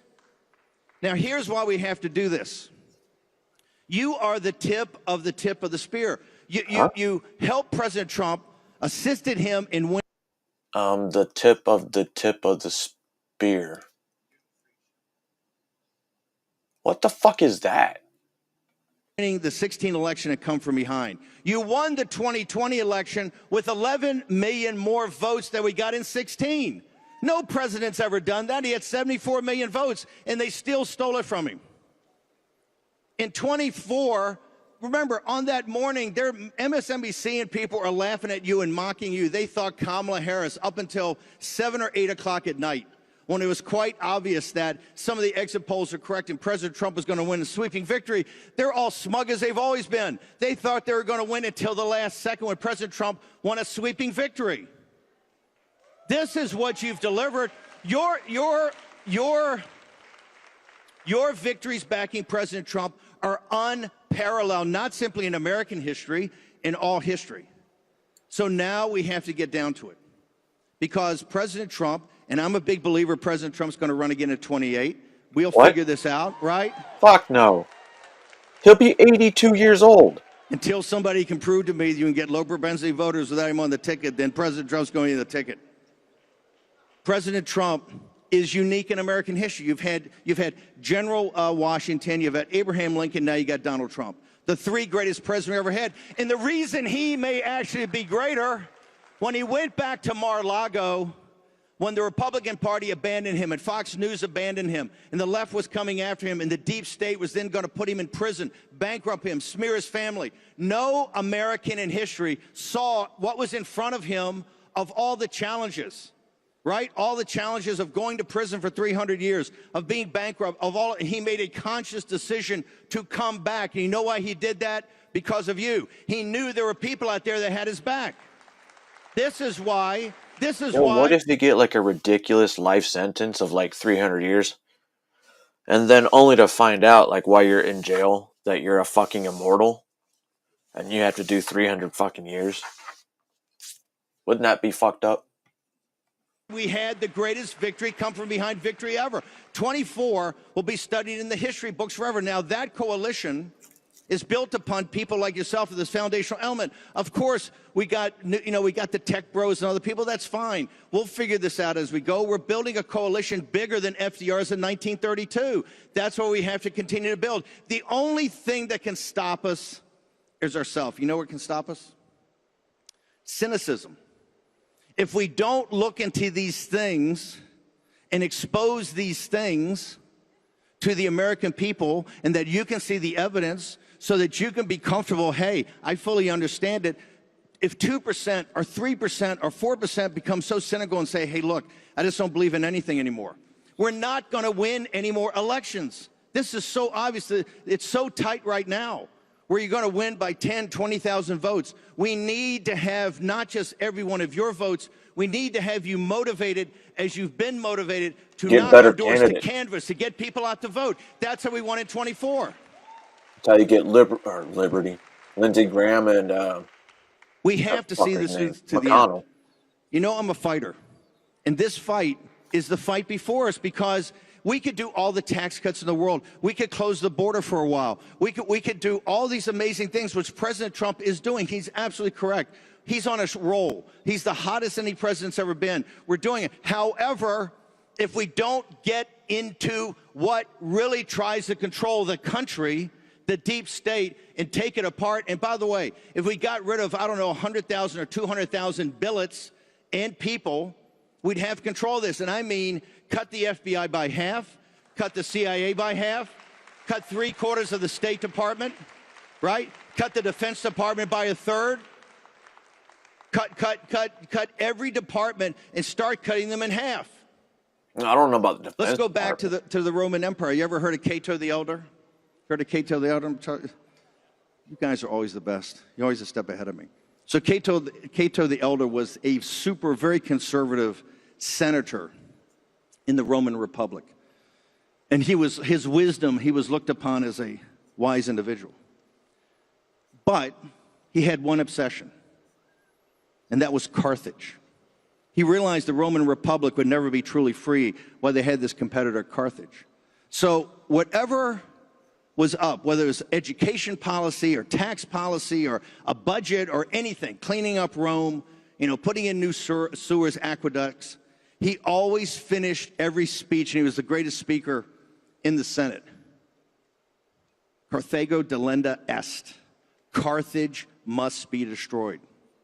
Why? He knew if he imprinted that time and time and time again in the Roman Senate, eventually people would come his way and say, you know what? We don't care how many wars it's taken to take on Carthage. It must be destroyed. That's the deep state. Deep state delenda est. It must be destroyed, and it's your responsibility to do it. If we don't have the president's back, you're going to be mocked and ridiculed. Oh, these are conspiracy theories. These are conspiracy theories. Well, you know what? The conspiracy theories that you guys focused on turned out they weren't conspiracy theories. They were conspiracy facts. It's called truth.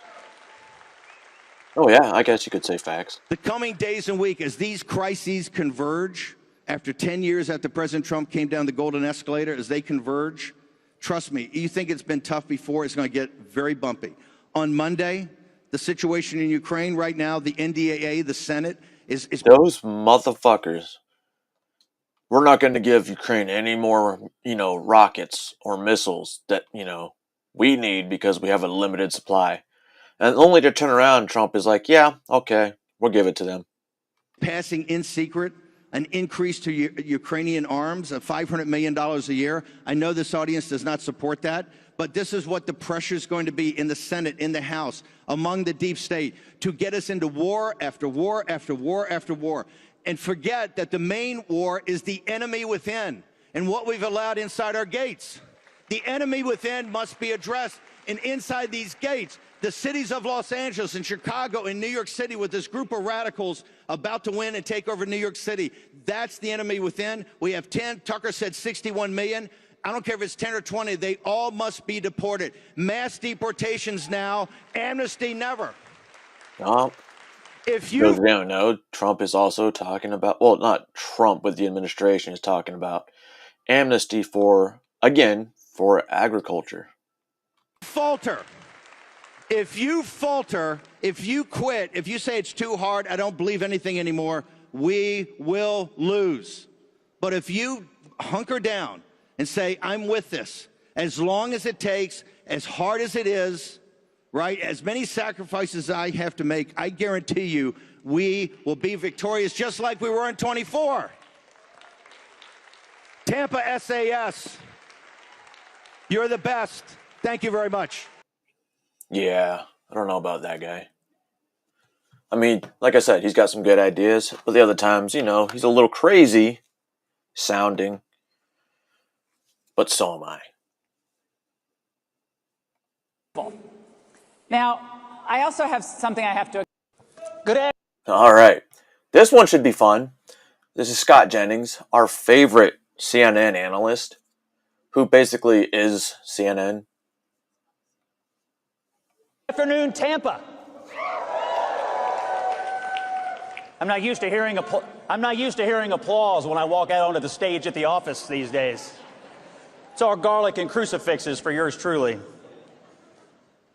Or should I say, how do you do, fellow comrades? That's what they'll be saying in New York City soon enough, right? Yep. You know, I'm not sure why people are mad at me on these cable panels all the time. I'm just a designated driver at a party where everybody else is trying to crash the country into a ditch. I don't know whether I'm the Caitlin Clark of CNN or she's the Scott Jennings of the WNBA. Either way, we take a lot of abuse, but we score a lot of points along the way. I actually admire her, but I don't get it. They finally found someone who can make a layup and sell tickets. And their reaction is, let's see how smart she is after we gouge her eyes out. The trick to being a good pundit, it's also good advice for life. Just tell the truth and keep smiling. You'd be shocked at how few people can do it. But I'm not here today to talk about cable news or basketball. I'm here to talk about something bigger, about what's happening in the heartland of America. I'm here to talk about the revolution of common sense. Wait, is there such a thing? That's the title of my upcoming book, and the phrase is courtesy of Donald J. Trump. And I wrote it, absolutely. And I wrote it because half the country deserves a defense of perhaps the greatest opening 6 months of any presidential term ever. And because I am tired of mindless liberals telling me every night, any day now, you all are all going to regret your votes from last November. No. Does a single person in this hall wish you could hop in a... Oh, I'm not going to say I regret my vote, because you can disagree. That's the great thing about America. You can have difference of opinions, and you won't get, put in jail, or worse, stoned. I mean, do we do stonings anymore? That would be crazy. Yo! I just thought we should bring back stoning for pedophiles. Hashtag stoning for pedophiles. hot tub time machine and go back to November and vote for Kamala Harris or that buffoon Tim Walz? Hell no. Ladies and gentlemen, this is what I voted for. This is what we voted for. I wrote this book because I'm tired of gender studies majors lecturing welders about economics. I'm tired of condescending garbage from a political party that cares more about dudes who want to be women than dudes who just want to be dudes. The truth of the matter is, in America, common sense is back. And it's not coming from the people who pump out the narratives and the BS. It's coming from places like this, from the grassroots, from middle America, from the bottom up, from people like our friend Charlie, and from every single person in this room. And who kicked this revolution into high gear? Who turned common sense into a battle cry? Who campaigned without flinching and who governs without apology? The President of the United States, Donald J. Trump. Now, here's a reality check for my colleagues.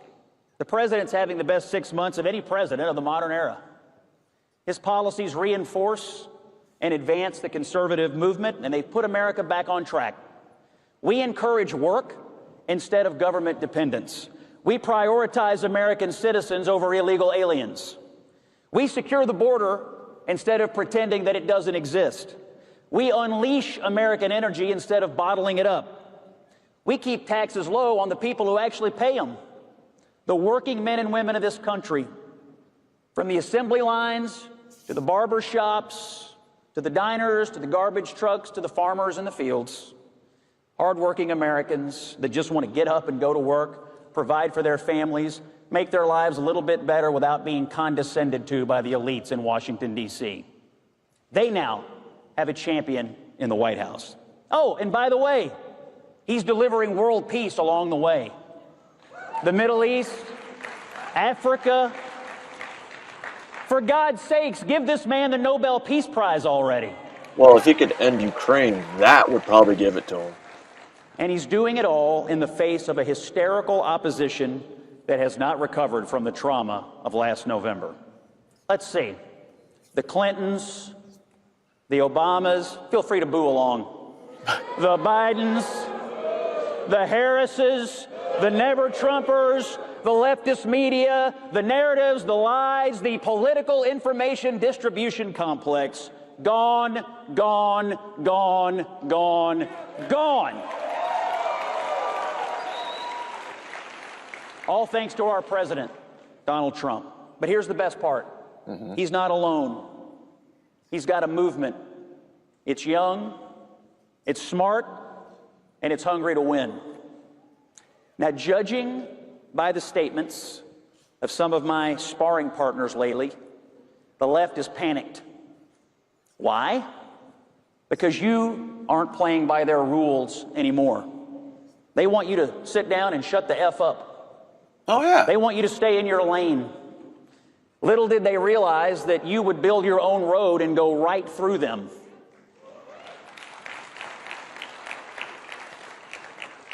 You all stand unapologetically for free speech in the places that they thought they owned. And Trump is bringing radical campuses like Harvard, Columbia, and UPenn to heel as we speak. Now, let me be blunt and give you a direct message. We cannot concede any ground, not an inch, not a campus, not a corporate hallway, not a school board, not a TV network, not a single corner of our culture will we concede. And certainly not a dictionary, which is under assault from people who think words and DNA no longer have any meaning. Trump scares these people to death because they know he's going right around them, straight to the American people. Our old cultural and political emperors have no clothes. Now it's just a hateful, buck-naked mob, desperate to regain some relevance. But the thing I learned, and I have learned, is never ever give an inch to this mob. Everyone learns sooner or later. No appeasement is ever enough. But you know what scares them even more, I think, than Trump? It's actually young conservatives with microphones, cameras, facts, and no fear. They thought they could cancel you. You fought back. They thought they could silence you. You got louder. They thought you'd eventually give in and give up. But it looks to me like you're just getting started. They thought when Trump was gone, their nightmare would be over. Nope. No. This is how we win. Not by hiding, but by marching right into the heart of their spaces and saying with a smile, we're here to tell the truth, and the truth shall set us all free. Let me say this clearly. Western civilization is not a crime.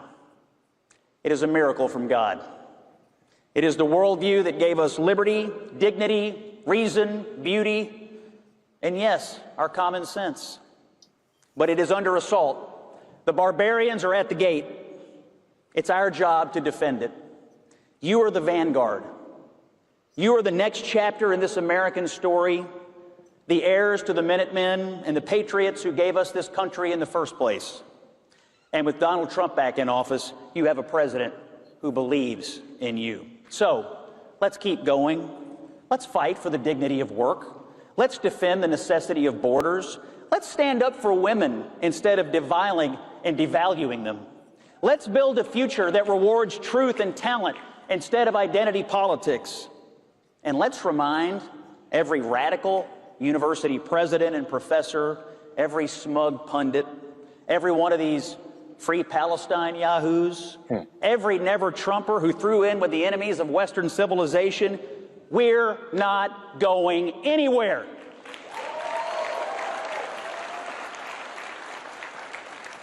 You know, my first job as a teenager back home in Kentucky was taking care of people's yards. Yeah, me too. I'm still in that business over at CNN. Mowing down fake narratives, trimming the hedges of hysteria, planting the seeds of common sense. And friends, I can report to you today that business is good. I want to thank Charlie for this invitation. I want to say God bless you. I want to say God bless this. Well, that was interesting. Let's see, who's next?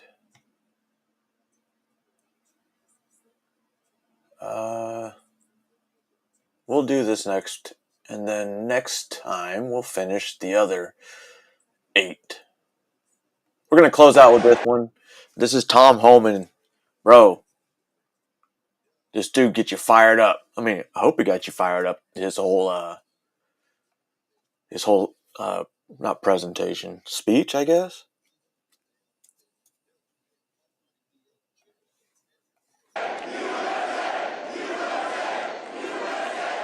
All right. That's so I feel kind of bad because you just heard some great speeches. And look, I'm a badass. I say bad things. So look, let me just start out by saying this. Sometimes I use a bad word. Sometimes I'm harsh. But if I offend anybody here tonight, I don't give a shit. Damn right. Okay. So look, this is the second time I came out of retirement for President Trump, who happens to be the greatest president in my lifetime. So I was the first guy the president called, and I remember after the election, I'm out to dinner with my wife, and the phone's sitting on the table, and all of a sudden it rings and says, POTUS. My wife says, shit. She goes, he's going to ask you to come back. So I walked outside, and first thing out of his mouth was, Tom, you've been bitching about it for 4 years. You want to come back and fix it? He says, you're damn right. Let's go.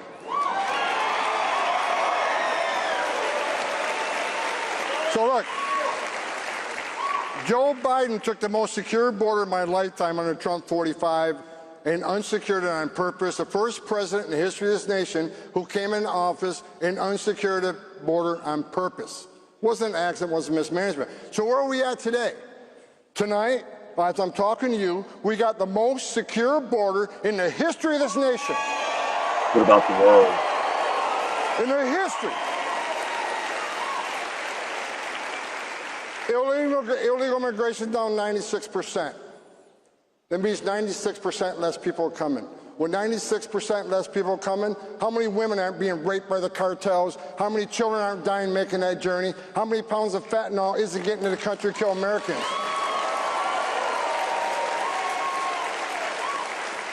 How many women and children aren't sex trafficked, unlike the last administration? President Trump's policies are saving lives every day. And look, I wake up like a kid in a candy shop every day because I'm working for this guy. And you know what? Every day is an adventure because I knew he's going to let us do what we do to not only secure the border, but remove millions of illegal aliens that Joe Biden let in this country.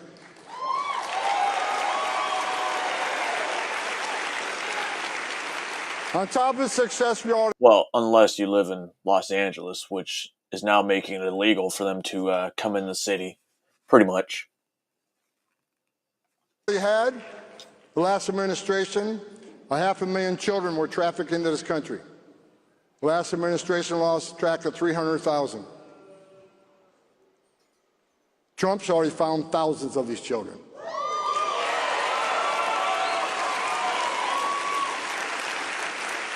Some of the children were with family members, but some of the children were in sex trafficking and forced labor. Matter of fact, one person we found, one male, had custody of over 20 migrant children, many females. Jesus and this Christ. administration allowed that to happen. President Trump and myself are not going to be satisfied till we find every single child and save them.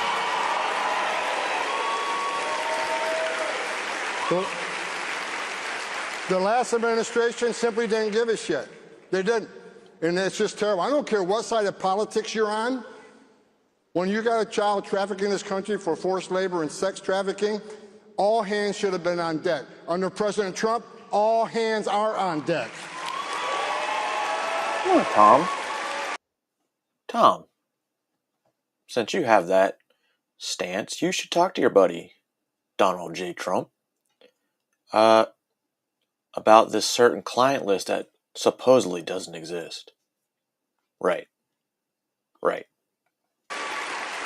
And look, I always get asked the question, why did they open the border up? Why did they do that? Why did they release people? Let me tell you the secret. They played the long game. Let millions of people cross the border, and let's release them. Let's put them in a hotel room at $500 a night. Give them 3 meals a day. Give them free medical care and give them work authorization. That brought the whole world to the greatest nation on earth. We left thousands of empty ICE beds at $127 a night, empty. Thousands of them. They released them to NGOs at $500 a night. Why did they do that? Because they knew if they're in ICE detention, they get a hearing within 40 days, 90% lose their case, they get sent home. That is not what they wanted. They're playing the long game. Let's release them in the community. Wait 3 or 5 years. Pardon me? Are you an MS-13 member? It says so. Hey, that's okay. Does he look like an MS-13 member? What the fuck? Okay. I got a question. No. I got a question for you. Why don't you come up here and hand me that picture? Bring it. USA! USA!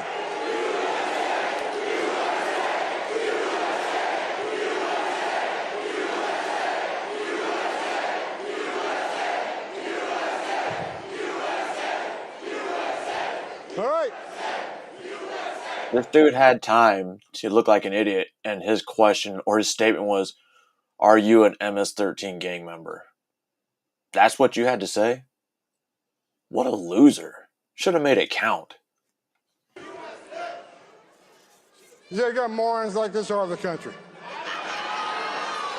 This guy wouldn't know it's like the surface nation. This guy ain't got the balls to be an ICE officer. He hasn't got the balls. Well, Angela, I know Judicial Watch is trying to FOIA everything. To be a Border Patrol agent, to be an ICE officer. He hasn't got the balls to be a Border Patrol agent. This guy lives in his mother's basement. The only thing that surprises me, you don't have purple hair and a nose ring. Get out of here, you loser.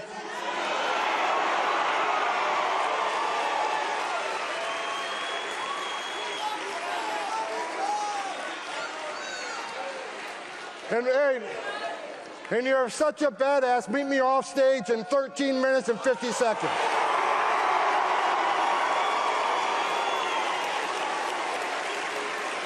I wonder if he met him.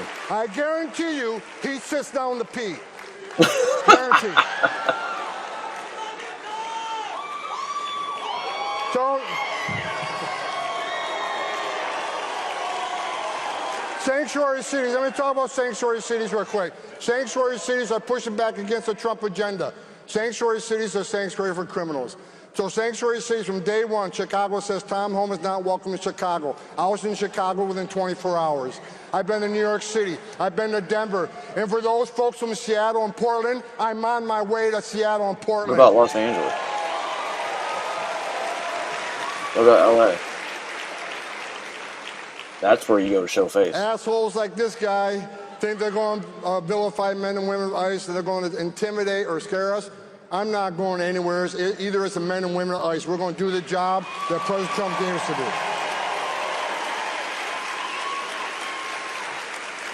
And let's talk about the hate. I've never before seen in my career such hate against the men and women of ICE in the Border Patrol.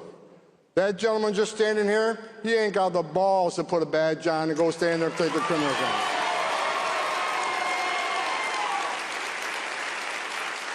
The men and women of ICE have a dangerous job already. I was one of them. I was the first director of ICE that actually came up to the ranks. The 20,000 men and women that worked for me, I never asked them to do anything I didn't do myself because I was one of them. I wore the green uniform. I was a Border Patrol agent. I know what it's like to stand on a dirt trail at 3 o'clock in the morning. Me a too. sensor goes off. What's coming north? They don't know. Is it just an illegal alien looking for a better life? Or is it a heavily armed drug smuggler? They don't know, but they're going to stand there and take it on. These are the bravest men and women this nation has.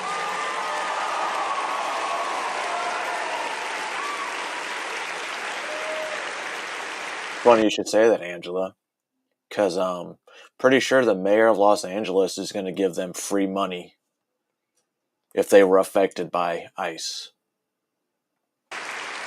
I'm actually kind of happy right now. When I pulled into the event tonight, there was no protesters. I love protesters. I love them.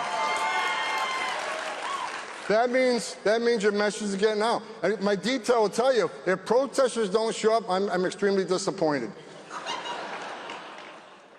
But the hate is incredible. It's just moved from protesting, which I support. You want to protest ICE? Shame on you, but have that. That's your First Amendment rights. You want to disagree with Trump policies? Okay, you have the right to disagree. But I said from day one, if you cross that line and put hands on an ICE officer, you're going to jail.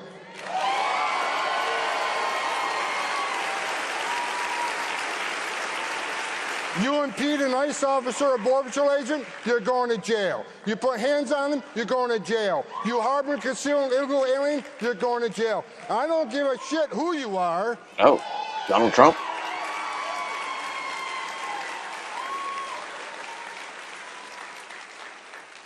Well, the danger facing ICE and Border Patrol right now, I've never seen it before in my career, and I've been doing this since 1984. Throwing Molotov cocktails at officers. The other day, they tried to ambush officers in Alvarado. Almost a dozen people, many with automatic weapons. Were they automatic? Trying to kill an ICE officer for what? For enforcing the laws of this country? You got members of Congress comparing ICE to Nazis and racists. You got Tim Walz, another loser, who compares them to the Gestapo.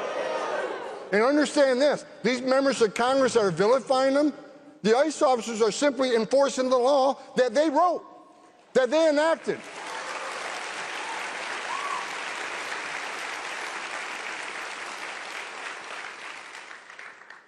If ICE officers are racist for enforcing the law, what's that make members of Congress? They wrote the damn law.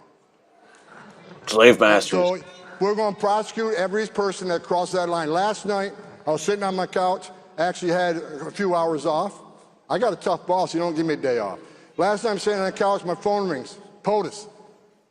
He was watching TV and he saw the stones being thrown at ICE vehicles while they're departing an operation.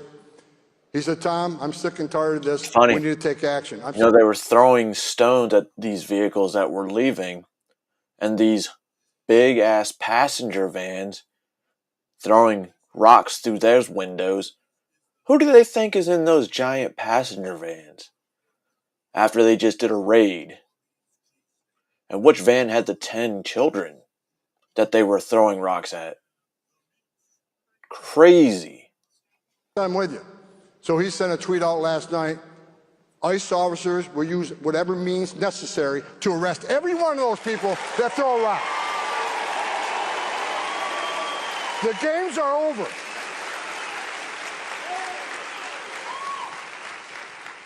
I'm tired of this shit. And for those people that want to protest ICE, I feel bad. I just had someone preaching and I'm up here, whatever. Right? If these protesters, these people with purple hair with a nose ring, live in their parents' basement, who don't work and want to go protest ICE, who are getting paid by people, right? If they think they're going to stop ICE or stop Border Patrol from doing their job, they got another thing coming. Because every time they double down, we're going to triple down.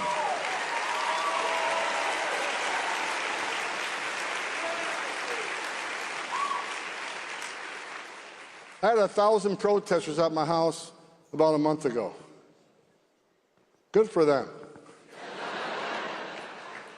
I wasn't even there. My wife's in Italy, so what the hell are they doing? They said they weren't very smart. But they don't understand.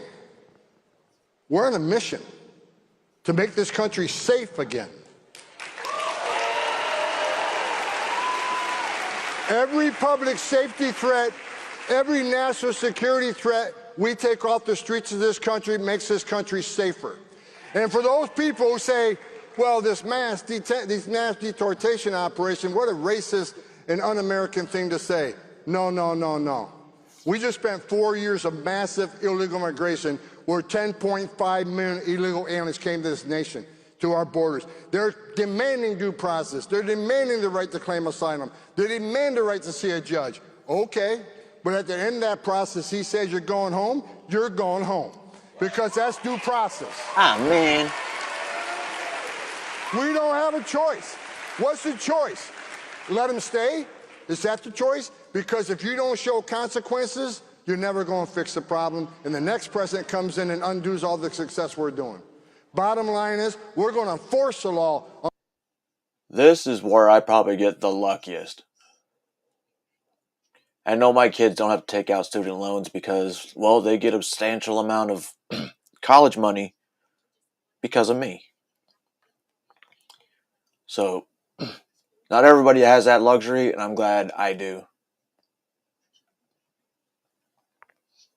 Like the last administration, we're going to hold people accountable. We will continue to prioritize public safety threats and national security threats because they're the most important, they're the most dangerous to the community. But I'll say it again, if you're in the country illegally, you're on the table. It's not okay to enter this country illegally, it's a crime. It's not okay to ignore a judge's order of deportation, we're looking for you. We got over 600,000 illegal aliens with criminal records walking the streets of this nation. We got 1.4 million illegal aliens who had due process at great taxpayer expense, were ordered removed and never left. They became a fugitive, and we're looking for you too. We're going to run this operation because President Trump was elected for this issue.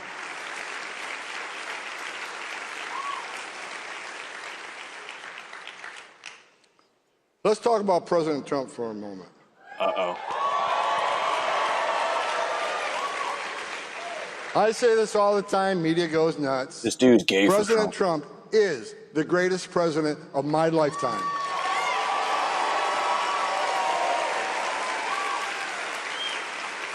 Under his leadership, we got the most secure border in the history of this nation, and we did that in 7 weeks. President Trump did in 7 weeks what Joe Biden couldn't or wouldn't do in 4 years. But what if he did? What would have happened? President Trump, I was at the RNC, I made a statement at the RNC, said I think President Trump's going to designate the criminal cartels in Mexico as terrorist organizations. And you know what? He damn well did it. They are now designated terrorist organizations.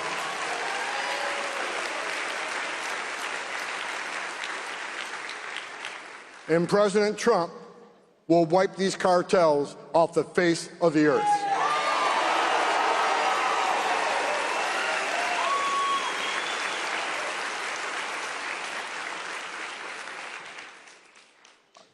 On a personal note, the biggest hero of my life was my father, war hero from WW2.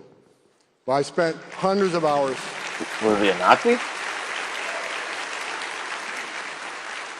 I've spent hundreds and hundreds of hours with President Trump, either in the Oval Office on Air Force One or at outside events. I love this guy. I respect this man. He loves this country like I've never seen anybody love it before. He wants an American flag on every front porch. He wants the laws enforced. He wants law enforcement to be respected again. To me, that makes him one of the greatest presidents ever.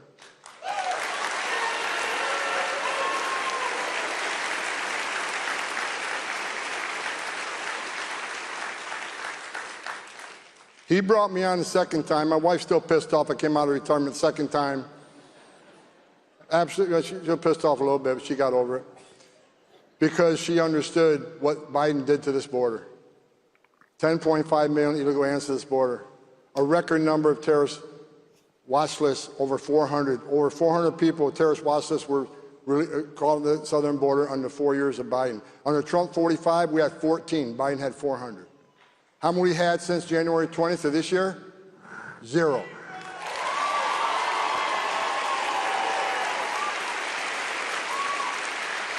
How many releases have we had? 0. Let me give you the comparison here. So yesterday I was looking at the numbers, and under Joe Biden, on an average day, 1,800 gotaways. that we knew about. 1,800 people crossed the border. We don't know who they are, where they came from, or why they're here. 1,800 a day. You know how many there was yesterday? 11. 11 from 1,800.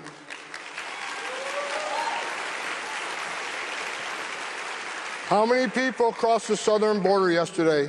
0. 100. It was 15,000 under Biden some days. Yesterday, 9 were arrested at the border and immediately returned. 9. God damn.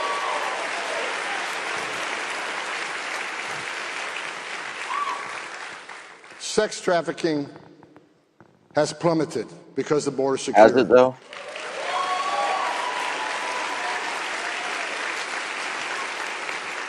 Fentanyl overdose deaths have plummeted in this country because we have a secure border. What just happened in Baltimore? Was that fentanyl? Actually, I don't know, guys. I need to look into that one. We have already arrested thousands of national security threats and deported them from this country. What about those Iranians?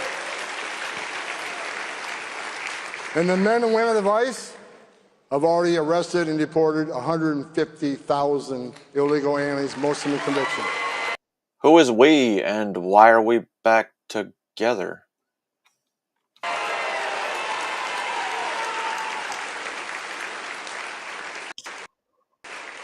And I'll say this. I get a lot of mail. Say, Holman, that's not enough. We want more arrested. We want more deported. Well, let me tell you this. We got the big, beautiful bill. You think we're doing good now? Just wait to see what happens.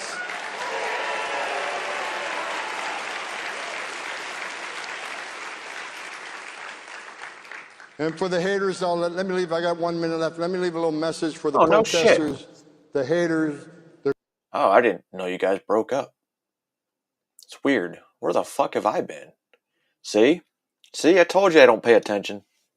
Criminals, the ones that want to threaten ICE officers, threaten their wives, threaten their children. They're doxing not only the officers, they're doxing their spouse, they're doxing their children. They're being bullied in churches and schools throughout the nation. I get death threats all the time. You know what? I'm sick of the assholes. You want some? Come get some. And I'm tired of it. I still, live under the come and take it. Tired of it. For the men and women of ICE, I deserve your respect. They're the finest 1% the country has. And Tom Homan isn't going anywhere. Tom Homan isn't shutting up. Tom Homan going to run the biggest deportation operation this country's ever seen. Take it to the bank. Did he really say take it to the bank? Oh, God damn. Told you I saved the good one, the best one for last. And it's not one of the ones where we're like, Jesus Christ, shut the fuck up, just like we were with Christie. Oh, for fuck's sake. And I don't even know what the hell Steve Bannon was talking about. You guys were distracting me. But yeah, that was a few. I still have a few more to go over, but I don't really feel like being on here for another 2.5 hours. It's not my thing. I mean, I could do it, but I can't. Not that I can't, it's just that I don't want to. See? There's a difference. Can't means it's physically impossible. Which, it's not physically impossible, so I just don't want to fucking do it. That's it. Anyway, not really sure where I was going with that rant, but with that being said, ladies and gentlemen, boys and girls, I hope you enjoyed the speeches that these older people gave to the younger people. Some of it was good, some of it was bad, but in the end, you know who the real enemy is?